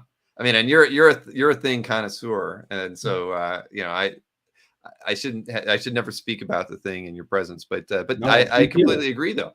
You know, the way you've said that about the idea that the thing is a canvas for each creator to kind of figure it out and do their own version of them. I mean, you're absolutely right. I mean, and I know that well, there's actually a pair of things in a piece later, but it's true. It's really true. And I think that I've always loved Art Adams' take on him, and I just love the. I mean, it doesn't look right, but man, it looks great. You know, from the brow and the jawline being almost the uniform size and width. I mean, just but it's Yeah, symmetrical. Yeah, beautiful. Love it. And Ron Lim says the thing has a soul. That's true. Yeah, this one is the eyes. It's the eyes. It definitely is, and I have hit the like on that one. So here is the piece as well that I was just mentioning. A pair of things. This is in Rob Shalda's collection, and it's by Thor Mangilla. Is that right, or am I butchering it? I'm probably making a mess of that one. I've actually never heard of this artist, which is part of the reason that I picked it. So I think I made a comment on that, and I think my comment was that it really reminds me of when I was a kid in the public library in the little town in Wisconsin that I grew up in. They had those. It was a book that came with a record, and they did a bunch of Marvel ones. I can't remember who the publisher was, but Earl Norham did the covers for them. So there were these great fully painted covers of the FF, which is, I think, it had to be the first time I ever really paid attention to the Fantastic Four, and so definitely the first time I paid attention to the Thing. But this just screamed that. Obviously, it's paying homage to a classic Marvel 2-in-1 cover where the Thing is battling like the previous like lumpy version of himself. But just really well executed, nice color piece, and from like I said, in my mind, a new to me anyway artist, so a good reason to pick this one. Yeah, agreed. And I was I had to do a search just to see what other artwork, and there's 54 artworks by Thor on CAF. So very, very interesting. Cover recreations, some in Paul P's collection. I'm gonna have to do a little bit of research. I mean, these are pretty darn good. Mm-hmm. Look at that. Yeah, that's all right. I'm gonna have to look up Thor. I gotta learn a little bit more about them. Huh. All right. Wow. Thank you for doing that. See, again, you find them, Chris. I don't know how you do it because I didn't see this piece added to CAF either. This was a gimme. The Thing fighting the Thing. Don't give me too much credit. All right, so John Cassaday Planetary page here from issue 12, and let's see, what do we got here? This is in TM's collection, premium gallery owner. Thank you very much, TM, if you're out there. But I can't click on the image. This is as big as it gets. Yeah, there were a lot of picks this week that were either for sale, so I couldn't pick them, or a cell phone picture, which just slays me.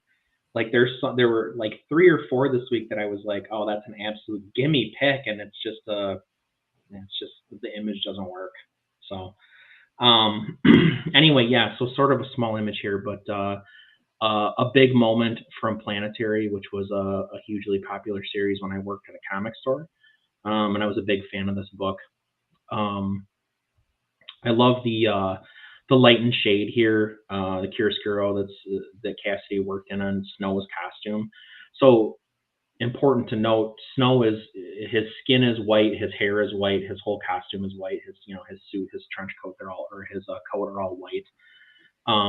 So ample opportunity to do some shading here, but just a really cool composition. The left half and the right half of the page, and then Snow cutting up the middle, and kind of that slight worm's eye view on the character really works nicely too. So just a really effective overall page design, and again a big moment from the book. So pretty cool. Agreed. Hey, and bootlegging, you can post cell phone pics. It's just it's sometimes when they're small and they're clearly just a mess angle wise. If good cell phone pics are fine. It's just when they're bad, I tend to pass them over as well, Chris. When I'm trying to pick pieces that I want to feature because I want to feature a good image of it. So we can lament some cell phone because them. I mean, I always get whenever there's a premium member it will post their cell phone photos. I pass them over even if the images should be featured, because a lot of times people have them, they're at an angle, they're not square, the lighting is bad, they're tilted. Yeah, and tilted. Exactly, because then the only other way we can really fix that is by taking them into Photoshop ourselves. And I used to do that when I went on some of those early shows that I did. I would go in and fix them, and I was like, well, I don't have the time to fix the images to make them look better for the show. So, but no, cell phone pics are good. Mm-hmm. Please bother posting your new stuff, and not that they're not going to make Chris's. Well, they might make my cut. Yeah, if it's a standout bootlegging, I'll pick it. There's no question. Exactly, but you guys all know what we're talking about when it's some certain images just don't look as well when they're taken with a cell phone, unfortunately. But all right, so Ed McGuinness, I posted a piece of Ed McGuinness art recently, didn't I? You did, a nice one too. Yeah. Thank you. This is let's see, we got George Hodge, of course, and premium gallery owner, good friend, rock star. I heard he is playing at some really groovy New Year's Eve bash, I believe. But so here we go. What do we got? He's a Renaissance man, that George. Yes, he is, and a great artist on top of that. So the reason I picked this, honestly, one of the things that I really appreciate about George's gallery is he does have a lot of these, character designs that he likes to collect, and he posts a lot of these cool, he has several from Ed McGuinness. So I just love the behind the scenes stuff. I have a couple character designs myself, or not color guides necessarily, but when people are working up, costume design, for example. I think that stuff is really cool. In this case, it's obviously a character design in addition to, so this is kind of a Thor pastiche that McGuinness was working on for, I'm assuming, Avengers. Honestly, maybe World's Finest. This looks a little bit older, but this could be a Thor pastiche for something for DC. But just cool to see this kind of thought process played out on paper. Agreed. I think George has a lot of pieces similar to that. He likes character designs. And there we go. Added my like to that one. And now Mikhail. This is a nice piece. I can click on this one here to make it bigger. We've got a Jim Lee, Scott Williams. This one got a lot of comments and a lot of views last week, deservedly so. Yeah, this outside of having Wolverine with his claws out, this is everything you'd want in a Jim Lee X-Men piece, because I think I made a comment Jubilee is kind of for better or for worse, lover or hater, Jubilee is the character from that run, right? Claremont and Lee obviously had a great affection for her because she's all over it, and she's very memorable. And this is a really memorable Jubilee piece. It's got some, you get some of that Carrie Kelly, Robin vibe from this page because of the glasses and the coat and her costume design. But seeing her costume, seeing it in black and white, it's even stronger, I think. But so this has screen tone, word balloons, all that great stuff that you want from a period piece like this. And I can't say enough about Jim Lee. He's my I joke with my friends that Jim Lee is my Jack Kirby, so he's a big deal for me. That's a beautiful page, and I'm sure Mikhail is thrilled to have this part of his collection. Yeah, I would love to have a Jim Lee piece, X-Men piece in my collection. Yeah. So this is, wow. Oh, and I know I didn't like it yet. So here we go. I've taken care of that. Congratulations, Mikhail. Now that's a definite Christmas present there. Now I had to. Why did you pick this one of all the pieces? You pick one from me, Chris. For obvious reasons, because you can't pick your own art, Bill. That's right. I would not, but I was very happy to add this to my collection. It was a surprise, and it was something I think Anthony picked up when he was at C2E2, and he said, "I think I found something that you might like," when I saw him at Mike's house that night, and this was the one piece he pulled out. And I said, "Yep, that's mine. I'll take it." So Good for you. yeah, very very happy to add this to my collection. So do you know the provenance on this, Bill? Do you know like when, where? I'm assuming you know when, but do you know where it was done and for whom? I do not. There was some notes on it. It's on a piece of drawing paper that's a little bit.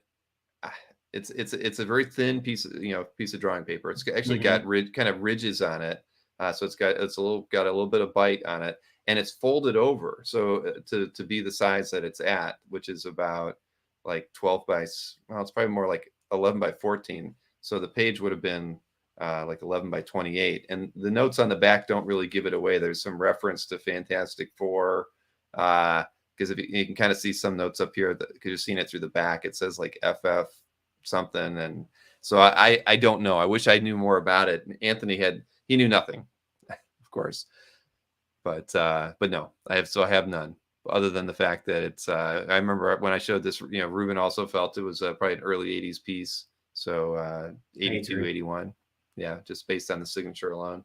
So yeah, very happy. As I said, I don't think I'll ever own a published piece again, so owning a convention sketch is I mean, I'm thrilled to have this in my collection. I would be too. I'm the same. Jim Lee is the same thing for me. I commissioned him through Albert for a pickup at C2E2 right before the pandemic, and I'm very happy that I did it when I did it, and understanding that I'll probably never own a published piece. I love it. It's good enough for me. Well, thank you for choosing my artwork. Yeah, it's beautiful. And then this was like a no-brainer, right? I think it probably got the most views, most comments, probably most likes all last week. I mean, and not just because it's an awesome piece of Perez art. I mean, this thing is it's a fabulous work of art. I mean, it's got everything. It's perfection. It does, yeah. God, if you're a Titans fan from this era, I mean, outside of maybe having Nightwing or Deathstroke on it, or Robin, I should say, or Deathstroke on it. I mean, that Starfire image alone is worth the price of admission, right? And the composition of the layout of the page, like the way the characters are put together on the page, her sort of really like protruding from the top, almost coming off of the page, especially as compared to the other characters. And then Cyborg's legs sort of like slightly breaking that graphic panel border there. Yeah, just amazing. And I mean, what a great time to post a terrific George Perez piece like this when we're all kind of like, lamenting things.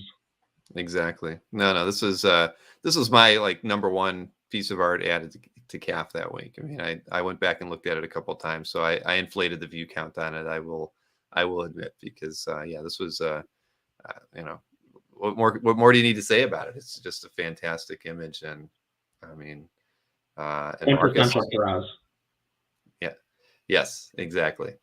And Marcus is a lucky man. And I've added this is Marcus's. Yeah. Oh my God, I'm an idiot. I didn't even notice that. Well, that's just it. Well, that's good, because typically I don't look to see who owns the artwork when I'm picking the artworks that I want for the week. So, because I don't want to make it like I don't make it a personal choice. Like, oh, that's my friend, I want to pick a piece of art from them. So no, I mean, I knew it was Marcus's because I was like, who owns this piece? This is great. And bravo, Marcus.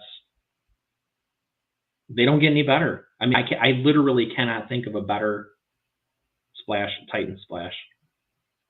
Agreed.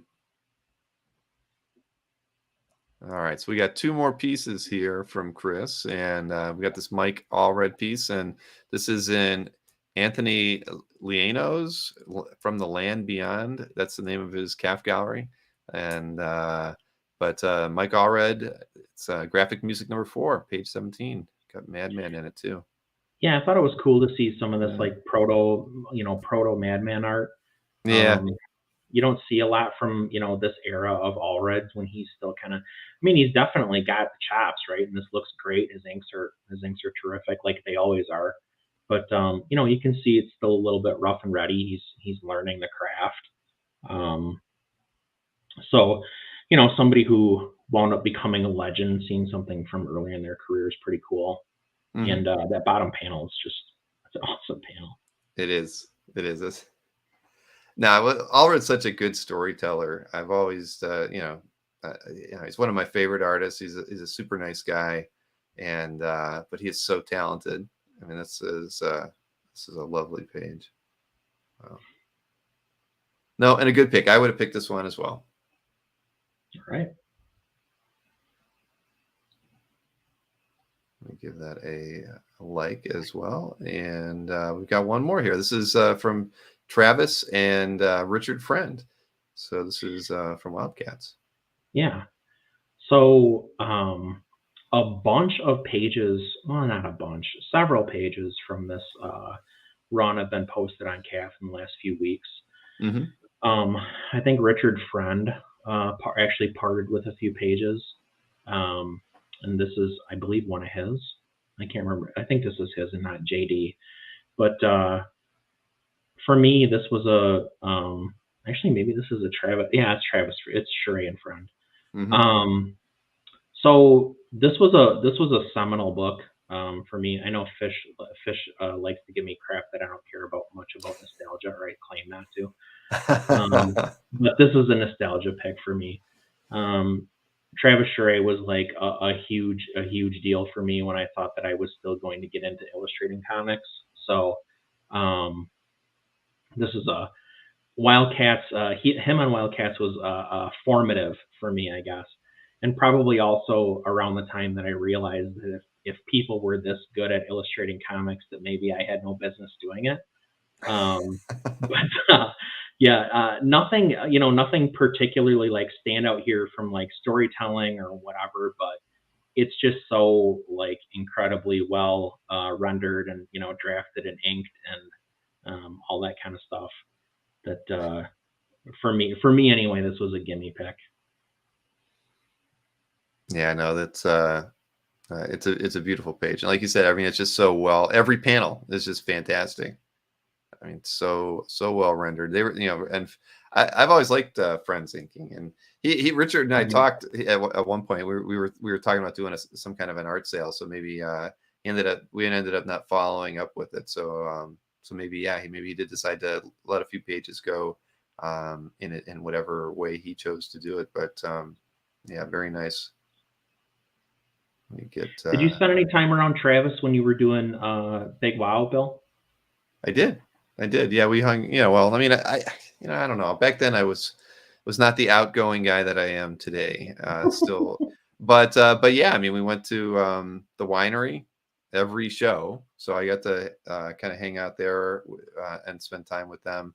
Because the winery was how Steve Morger ended the show. If you stayed till Monday, you got to go to Travis's winery and have a cookout, and so everybody that could always stayed until Tuesday. The artists would stay because typically there would be 80 people at these parties, and it was an afternoon kind of thing. You would go up there. It was the weather was always beautiful, and so I got I wouldn't say I talked to them a ton, but got to talk to them several times during the 4 or 5 years when I was owner of Big Wow. It was some of the best times I ever got to have. And I saw Tatiana in the comments earlier. I don't know if she's still here, but we always had a good time together. I wish she just commented. there she is. Yeah, there you go. Phil knows Travis. Yes, and was a little bit shy. I was. I mean, I'm never going to deny that. I told you, it's like if I had known that miniature golf course, I would never have shaken the shyness. I think I'll never, but that was in my. I was still pretty I wanted to be the guy that was unknown. I mean, I didn't want to be the comic art fans leader and all that stuff. But well, he's but those a are good times. hero of mine, Bill. So I'm jealous. Hey, Scott, noticed the Jar Jar Easter egg as well. Yeah, that was pretty funny. All right, so let's see. I'm going to go ahead and get my 10 picks shared here, and again, I've got to switch my shares, but yeah, Tatiana, hopefully I'll get to make it out to one of Morgan's shows in the future, across the pond. I don't think I'll be able to do it this year, but maybe sometime soon afterwards. I think this I'm going to probably be moving a lot back and forth between Ohio and Florida in the early part of this year, and hopefully I'll have sold the miniature golf course by that time too, because that will definitely ruin my total plans to move south if I can't get rid of the golf course this year. I am trying. You can rack up those frequent flyer miles to make that flight to Como, Bill. Oh man, that would be so awesome if I could actually do that. I don't know. We'll see. I just have a feeling I'm not going to be able to pull that off as much as I'd like to. Sorry, I've got so many different. I have a tab nightmare going on right now with all these windows open. You can't convince Maureen to fly to Italy. I find that hard to believe. Maureen. Yeah, if I told, well, again, this is her dream house as well. So I don't know. I think she'll be more like, we need to stay here and get this place settled. But no, of course, when I talked to her about it to go to Como, she said that that would be one of the few trips that she would definitely not say no to when I do want to go. So hopefully, if I can't do it this year, and I'm sure I can't, it'll be next year. But yes. So these are probably several pieces that you kind of skipped over, Chris, when you were doing yours. Let me get that closed there as well.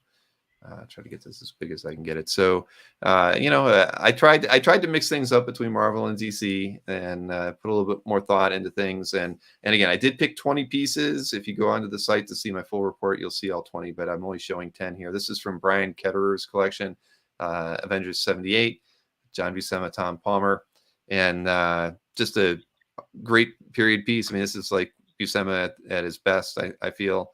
I mean, I love the pose. I mean, it just doesn't seem realistic, but it looks, with the man-ape, but I mean, it looks cool. He's not like I don't know how man-ape can take on the Avengers, but here he is. Here he's bested two of our best fighters. And, but again, just a classic image, great cover. It's covers like these that got people got kids to pull these things off the newsstands and buy them. I mean, you never get to see Cap and, in that kind of a state, right, on a cover. So you're thinking something's crazy. It had to have happened to make something like this on there. And that's storytelling. I like that. It's marketing, it's sales, and Buscema could make a really darn good cover. And I really like this one. And a lot of just regular old gorillas kicked a lot of superhero ass in the 60s and DC. That is true. We have talked about regular old gorillas. That's right. If you put a gorilla on a cover, it was bound to be a hot seller. That's Julie so Ford. true. I know. And that's so silly. I mean, you think about it today. It's like, no, we need we need a world killer. We need Thanos on the cover, but they need gorillas back then to sell. Bill ML pointed out that that's a good cell phone pick. It is. It is. You're absolutely right. Yep. Oh man, that's that is pretty, yeah. But anyways, fantastic cover, and I don't think I clicked like on this one yet either, so I have to do that. But Brian Ketterer has to be super thrilled to have this in his collection. I mean, I don't know. I'm glad that we get to see these things on CAF. If there wasn't a CAF, we wouldn't get to see all this great artwork that's out there, other than going to the auction houses and stuff. But this is really great. I don't mind. It looks. I think for somebody who hasn't seen a lot of these covers in person, I mean, I see the cutout there for the copy and whatnot, and the way it's. And there's even. I mean, it looks like there's kind of multiple things going on here with the stats and the logo there. Yeah, but none of it bothers me at all because the image is just marvelous. So For those of you who are new to original art collecting, this is very common in art for this period. It's just put it together, and get it off the press. Yeah, it's at the end of the day, it's commercial art, right? Mm-hmm. And just so everybody knows, yes, I do follow myself as a premium member. I was waiting. I thought Marcus was going to see that. See, I do that for testing purposes, everybody, just to make sure that when something gets updated, it really does work. I don't follow myself because I'm vain, but that I was waiting for somebody to see that. All right, so this next piece is in right. I mean, this is in Ruben's collection, and great Perkins piece. I mean, Ruben, when this art goes through your hands, you have to look at some of the things and just say, I have to add that to my collection. And looking at this page, Perkins is just he's just outdoing himself. I mean, when you take on a book like this, when you have so many probably artists that Perkins admires, having created great stories for Swamp Thing in the past. I mean, that makes you want to up your game. And Perkins has just done such a phenomenal job, with this title and the artwork that he's been doing. I mean, if there were awards to give for, just most innovative and creative approaches to the medium in the last year, I mean, Perkins is, for me, somebody who's at the top of my list of somebody whose work I really admire, and I've been blown away by, I mean, I always liked Perkins' work before that, but seeing the work on Swamp Thing has just made me, I'm just, I'm in awe of the work that he's been doing. I think we talked about this for a minute last week, but there are some artists where it's like they level up, and I think this run for Perkins is, I mean, it's career defining. It just is. Like, this is far and away, and I mean, an epic run on Captain America, alongside or / following, filling in, whatever you want to say, for Epting. But this in my mind, creatively, technically, whatever you want to say, dwarfs any of his previous output. I agree. No, yeah. And that's good to see that too, Ruben, that the Newsarama voted it in the top 10. I mean, it seriously is. I mean, he has outdone himself, and I mean, I look forward to it. It's just seeing his work, and I know that so many other people in the chat have, and just seeing all the artwork appear on CAF. I mean, I know everyone feels the same way. So you got to, if I were you, I mean, Mike, you should be patting Mike on the back for all of us, because he's done a phenomenal job, and it was really nice having him on the. Sorry, Ruben really appreciates technique and understands technique, and I mean, he of all people has to know that, like, this is just, it's on another level. It just is. I agree, and I know Mikhail likes it as well, and he said that the Swamp Thing run has been extended too, so that's great. Oh man, now I know I didn't click like on this one either, but there we go. Got to correct that. There we have it. All right, so that was so here's another DC pick from me, and it's from let's see, I forget whose collection this was from though. Tom Coker. Okay, so Neil Adams' Strange Adventures, Dead Man Page. I know that Dead Man was something that Neil really enjoyed working on, and had different directions that he wanted to take the character and never got to. But nobody draws like good fight scenes, and puts perspectives in there, angles that you just would never expect to see, like Adams. I mean, he just handles the scene really well. I mean, from each panel, every punch, I mean, this. That's like a classic. He loves showing the characters either running at you or running away from you. And you can see it's funny. You look at that too, and you can see where Sienkiewicz got his his early, like, you think of Moon Knight pages, and the action and the layouts and the approach to dynamic fights that he used there came directly from this early work by Adams. And I love all four panels here. It shows, it's just great storytelling as only Neil could do. early on. I love it. Yeah, he cuts these awesome angles. There's so many, angles drawing your eye through the panels that he's just so adept at back then. And honestly, shout out to the letterer. I don't know who the letterer was on this, but this is some top-notch lettering on this page. I agree. And yes, as Mikhail mentioned, Coker has a great collection. So if you haven't visited Tom's collection before, do so. You He posted a lot of stuff this week. He did. Yeah. No. See, it's like me. Whenever I get a chance, I just scan it all and once every 2 months and post it. But I've been trying to do better. I've watched. Mikhail has a strategy. When he's got art, and I'm not trying to give your strategy away, Mikhail, but I've seen it. You post early, once a day, when you can, and that like gives your art a lot of time to be viewed. So I've tried to kind of. I'm like, I think that's the right approach, everybody. Because that's a question that's been asked a lot. Like, when's the best time to post art on CAF? And I think posting early in the day is the best opportunity to get views. Because if you do it later in the afternoon, or you do it in the evening, you're shooting yourself in the foot. You got to do it as early in the day as you can. Let me get a like on that one there. So I don't want to slow things down here either, because we just hit the 2-hour mark. But this is a Jack Kirby piece. Obviously, this is from the Marvel Treasury edition with Cap.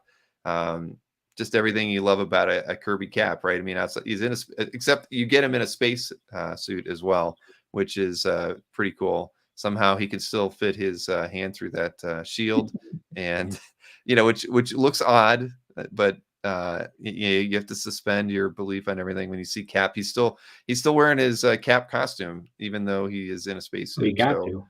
You're absolutely right. But again, a lovely chapter splash from Kirby here. You get the Kirby crackle. You get some cool space rocks and things, and Cap in a spacesuit. So, if it wasn't a spacesuit, it was a scuba suit or something back then. Right. But yeah, lovely page there. And Maycoil sends I think it's still pronounced Michael. Is it Michael? I think it's Michael. Gosh, you're probably right. I'm an idiot. At least I got Senzaki. No, I mean it's an odd spelling, but I think it's Michael. Michael. All right. No, I think you must. Yeah, you're right. So it's funny. I have emailed with so many people on CAF, but I'd say this is a person that I've never emailed with. And you figure they've had a CAF gallery for over 6 years and never had a problem, apparently, because we've never emailed one another. But again, awesome pickup. And I mean, who wouldn't be thrilled to have something like that in their CAF collection? That's beautiful.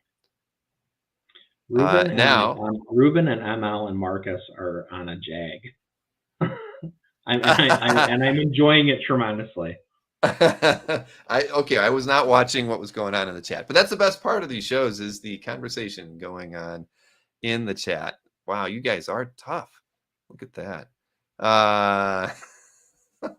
All right. Well, this is a piece in Fish's collection, as everybody is well aware. And I read his little description here. Born too late to have read the volume ones when they came out. I read the volume ones for the most part. I definitely read this one when it came out, and it was like a sad story. And we're talking about nostalgia. I mean, I love the artwork in here, by Bingham, but at the end of the day, for me, this was a nostalgia pick. I mean, because there were a lot of other, and when I had my 20, I was like, which pieces do I want to pick that be the 10 that I wanted to talk about? This one for me is, I just remember reading this story and I was sad when it was over. I mean, I was. I mean, it was like, how could they? I'd read so many other what ifs. Goofy what ifs. What if Spider-Man was part of the Fantastic Four? Here it's like, what if she hadn't died? Well, she kills everybody. She kills Scott, turns him to dust. I mean, everything. I mean, it was like the most depressing story I had ever read. And so, but again, one of the most memorable. I mean, I think about, like, if I wanted a page from any what if comic book, it would be this one. And so this is this is a great image from that story. But I'd want the one where she's killing a few X-Men. I think that would be because that was the ones those are the images that stuck out in my head from that storyline. So, and this appeared in a meme, right? This was in that meme that Dino had filmed with Fish and Jason. Yeah. So this piece of art has gotten a little extra traction in the last couple of weeks. I really like the Phoenix Force as a framing device here is really effective. Mm-hmm. Looks nice. Yeah, how did that happen? Did Fish enter the chat right when we talk about his art, or was he just lurking. quiet? He's lurking. Yeah. Oh, there he goes. Yeah, I've been here the whole time. All right. Yeah. But no, great pickup. Fantastic. Fantastically depressing storyline, but but one of the most memorable, right? I mean, definitely for me, probably my favorite What If book that was out there. Wait a minute, I didn't click like on it. Let me fix that. All right. So next up, this is a Jack Davis. Now this is in Coker's collection as well. So like you said, he was on a roll, but I don't feature a lot of art from this period. So I mean, I love Jack Davis's artwork. I mean, just that panel alone, it's just, I don't know. I mean, this is a classic depiction of, war is hell, right? And this is and Jack Davis is just a master. I mean, every one of these panels is just so I don't know. It's full of emotion. From the ink work, the way the characters' expressions are done. I mean, look at all the detail in that just the hands here. I mean, I don't know. I saw this page and I just had to feature it. I love it, as ugly as it is. There's nothing. What's cool about his war books is that there's very rarely anything heroic or romantic or it's not Sergeant Rock, right? There's a higher level of madness and I mean that last page or the panel or that last panel or the panel just above it. I mean, this guy's cracking up and you can just see it on his face. It's Jack Davis cartooning at a very high level here. Sorry, I'm watching the chat now, which I wasn't. Right? The chat's on fire.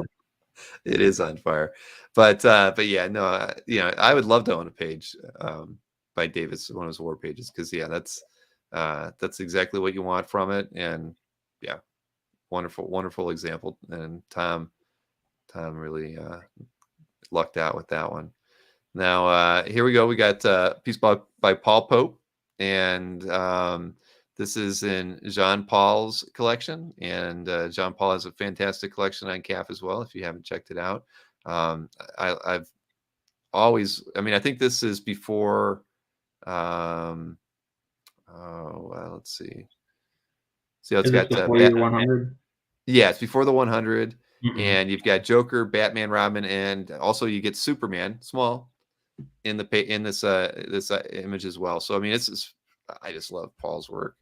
And this is, everything in this page is exactly why I love Paul. It's dynamic. It's kind of grotesque in its own weird way. The way, the way he inks the faces. I don't know. I mean, maybe grotesque isn't. Yeah, it's just exaggerated in a very odd in the Paul Pope manner. And man, I don't own anything by Paul, but something like this would be something I'd love to have. Even though it's not Marvel, I'd have this page in my collection. He's done some Marvel stuff. There's not a lot, but there's some stuff out there. I think I'd rather have Batman though from Paul. To be honest, that's. Yeah, this is cool, and bravo for picking it. It was on my short list. And then I picked like 15 things and then pared down to 10 this week. I really do like the sound effect though that actually says action if you look at it. Yep. Coincidentally, the panel where Superman appears. Exactly. Yeah. I mean, it's a great page. Absolutely. So congratulations to Jean Paul for picking that one up. And I've got 4 more here. This is in Jordan's collection, MCP page with you've got Wolverine. I don't remember the character. Oh, his first appearance of Cyber. Yep. And so again, a Sam Keith, Prime Wolverine period. I mean, no one's physique is structured like that, but Sam Keith pulls it off, and it's just absolutely brilliant. And I love the little storytelling here with this inset panel with panels inside of it. With Wolverine flicking the quarter on the ground and punching the guy in the face. No one, even Wolverine, should be able to sneak up on a guy like that and sucker punch him from his toes, but he does. And I just love the storytelling. I love the way this whole panel, these sets of panels were broken out. It doesn't look like it should work, but it does. It flows well. The only funny thing when I looked at this was, I see this here, this word balloon that's partially covered. Doesn't make a whole lot of sense to me when I look at the artwork. It makes me want to go and see if I can see what was going on there with the published piece, because I'm thinking, was that intentional? Were they trying to hide what was meant to be said there, or why is it tucked underneath because this piece here looks like it is somehow pasted on, but it could have been a narrative device. That's what I was thinking. Like it's around the corner, but but I don't know. Looking at it though, yeah. At any rate, but I love Sam Keith. Yeah, my favorite thing about Wolverine sneaking up on people is, doesn't he weigh like 400 pounds because of his skeleton? That's true. I never even thought about that. The floorboards, and they are floorboards here, should be freaky. Exactly. Cyber's probably clocking in about 425 or 450. Yes, and Marcus, you may very well be right about that. DC Marcus's last comment. That's it's possible. That is possible. But yeah, great page, and congratulations, Jordan, for picking that up. Hopefully some of your dueling dealer haul paid for that. But again, another great piece added to Jordan's collection. Next up, I've got this Steve Geiger and John Dell. This was a trade paperback cover for X-Men, and great image from the time. I think anybody who was reading X-Men back then remembers this image, and just fantastic. I love it. Geiger isn't somebody, I don't think I've ever featured a piece by him before either, but I love his work, and this is just a great cover. For me, it was an easy pick being an X-Men fan. So I wasn't going to let this one slip when I saw you didn't pick it. Well, at the risk of exposing my ignorance, I've never heard of Geiger. Oh. No, not once. Let's see. I would have thought at a glance that this was Kubert. There's not a lot of art on CAF, but several pieces. Certainly should be more. Well, you taught me something today, Bill. Well, you taught me something when you did yours. Well, that guy named Thor. I've got a lot of research to do now. But yeah, no. So yeah, just a great page, and Dell obviously did some great inking on this as well. But I love the layout. I love that there's no space for these characters to exist on this page. They're so crammed together, and yet it works. And so nothing wrong with that. Also, I think Gambit has a trident. I saw that too, and I wasn't. I didn't want to question it. It was kind of like that word. But I know what you're talking about, because I thought the same thing. But he's going through maybe stuff. Exactly. He was experimenting that day. All right, but yes, great pickup, and Michael Wygant, of course. I should have reminded myself of that before I looked at the art. But Michael, great pickup. I'm envious. I love, it's a great cover. Congratulations. All right, so I got two. Ruben has a Geiger informative post there. All right, Geiger broke in with some Web of Spidey issues, then some covers and issues of Hulk during the McFarlane run. Okay. And then what was the other? It looks too big, and looks like it was cut and pasted on the bio. It is kind of, I guess, right? But still, I don't know. Well, now I look at it like even closer. I don't know. I think it's everything's so well packed. You know, it's compressed, but no, I don't think it's too big. Canadian. You're gonna get yourself in trouble. That was there, a Perez. Wolvies and Ruben at the same time. I know. All right, 2 more pieces for me before we call it an evening. This was in Anker's collection and Fastener X-Men portfolio piece study. I mean, if you were a kid around this time, you remember this portfolio very fondly. The thing is, I have copies of all this stuff, and I didn't have enough time to try digging it out. I wanted to actually have the piece and show it, the colored piece, but this is a nostalgic pick for me because you know, there wasn't during this period. I mean, you were seeing, you know, you were getting a lot of fantasy cover, you know, our portfolios put together and that sort of thing, and then they do this really cool set of was it 6 X-Men plates, and it just blew me away. I didn't own it back then. I didn't own it until I was 50. So, but just seeing them, I mean, you never saw them. I never saw them when I would go to a comic shop back in the day, but I just love the images. I love Fastener and Larson, you know, as a team. I thought we're always really work great together.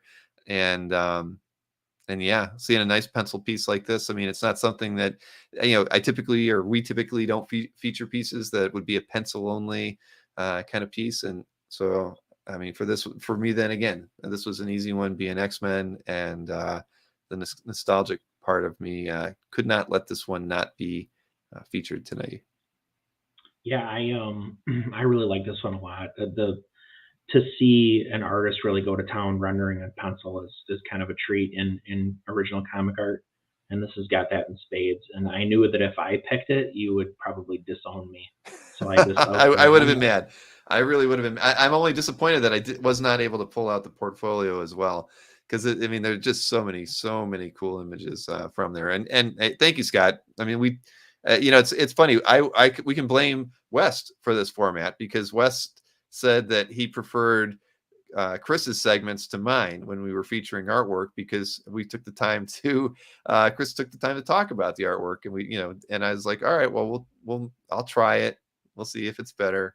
And it is more fun. It definitely is more fun. And look at the conversations that it spurs in the chat. So you can blame West or congratulate West for that. Good job, West. And I got to put my like on this one because I didn't. But when I saw it, actually I didn't see it on CAF first. I saw Anker posted on Facebook, and I was like, holy mackerel. Oh, this is Anker's? Like, yeah. Cool. Yeah. He's got good taste. He definitely has good taste. All right, let's see. My last pick. This was I was actually emailing with Eric, who gave this piece to I forget. I'm sorry. I remember who's the owner of this piece. Oh, Jonathan. All right, Jonathan Mueller just graduated from some medical related stuff, I believe, and so as a gift, Eric DLS from CAF gave this as a gift. It's a recreation. I guess they were both at San Diego 5 years ago, and Eric could afford it and Jonathan could not. So Eric picked up the published piece, and as a gift to Jonathan, had this kind of slightly different version of it painted by Kent, and gave it to him as a gift when he graduated. So I thought that, you know, the story was great. I love Kent Williams' artwork, and it's just a really nice image and a really great story. And congratulations to Jonathan for putting in all the hard work, and for Eric for such a thoughtful gift. I mean, that's it's back to what are friends for in this hobby? You know, I mean, this is it's great to have good friends, and you know, again, this is a really nice piece. So congratulations to Jonathan, and thank you, Eric. Eric contributed a video clip to the George Perez. I'm just letting everybody know. It was really nice. He's holding up some really great artwork. So you've got a little bit to measure up to if you want to submit to the George Perez tribute, but do it anyway. Do it anyway, please. Oh, and then he showed pictures. I guess this was this is when Eric got the piece. So, but there it is now, hanging in Jonathan's abode. Oh, so there you go. That thin piece. Oh yeah. Oh, yeah. See, there's another reason why I picked this piece. Yep. Yep. Exactly. And there's a look. I'll There's look like at it. I'll look I'm over sure it, that's a Jeff. print. I'm sure that's a print back there, but that's a Frazetta. So maybe man, Don't be too somebody. sure it's a print. Right. I mean, somebody better go over to Jonathan's house, I think, and check that out. Is that the only other photo of it hanging? Yeah, I think so. Because there's the original as it appeared in the book, and then there is the version that was given to Jonathan. So With great pants. gift with pants. Yes, they made it a little more PG, I guess. So yeah. At any rate, I love Kent Williams' artwork, so nice to see that there. And again, great story. So those are my picks. Again, if you check out the page on CAF where I post all my picks, the other 10 picks were all equally worthy, but I'm going to stick with. I like this method. Chris, I think you should pick again first. I mean, can you handle the pressure another week? Yeah, let's do it. That was fun. All right, cool. No, I had a good time coming at this because I waited. I actually waited till yesterday before I sat down and looked at your picks, and then went back and looked at the artwork that was posted that week, and it was challenging to do it that way. So I like that, but it did make me look at things that I might not normally have looked at too. So I do have like a like when dead man possesses someone and he's talking to them, like they drew his mhm. ghostly head. I have a ghostly bill head that like floats over me when I'm making the picks. So like the fastener pencil piece doesn't get picked. So there's still some deference. Thank you very much. Okay, can I post? Yes, I can actually, because I didn't put it in the I didn't get it into the show description yet, but I can post it right here in the chat to everybody on YouTube. So there you go. That's the full report. I write this up for every show, and I kind of use it as my it's like my teleprompter and for parts of it.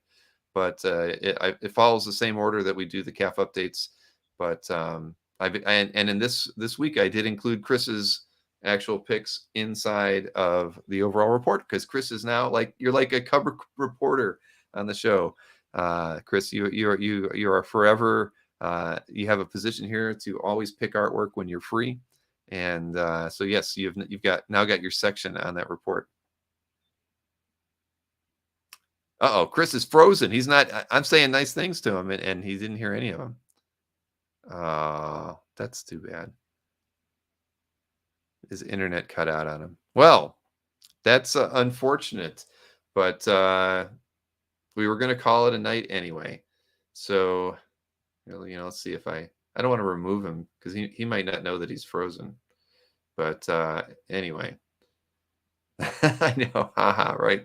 That's poor Chris. He didn't get to hear a word I said. Well, maybe he did. He just can't do anything himself. But at any rate, everybody, tomorrow's Christmas Eve, and I hope everybody. See, David, you and I are thinking along the same thing here. Yes, freeze frame. That's usually reserved for Anthony or Khalil, right? I mean, they tend to do a few more freezes than anybody else. But tomorrow's Christmas Eve. I hope everybody spends it with family. We've definitely had, this is one year that I am, well, I've had many highs, as everybody knows. There's, I'm ready to put 2021 in the rearview mirror, and I'm starting off with Christmas and spending a time with family. I hope everyone does the same. You guys have all meant a great deal to me this past year. I mean, look at the great gifts I've got. I can't wait to get this artwork on the wall. Hopefully I can have it up there before the next CAF update. I will try. But thank you to Mikhail and everybody for helping me get this. Marcus, thank you for those signed and remarked books. That's awesome. Comic Connect for sending me yet another bottle of wine, and I'm not really a wine drinker. And so I don't know. So it's been a good year. But again, I hope everybody has a great Christmas. I've got a messy hair tonight, don't I? I will see everybody on Monday. Monday will be the show with Jiggy and with Mannix. It's going to be a lot of fun. Tatiana, Merry Christmas. I'm so sorry that I have not gotten back to you about that email from 3 weeks ago. I promise I will get back to you before the new year hits.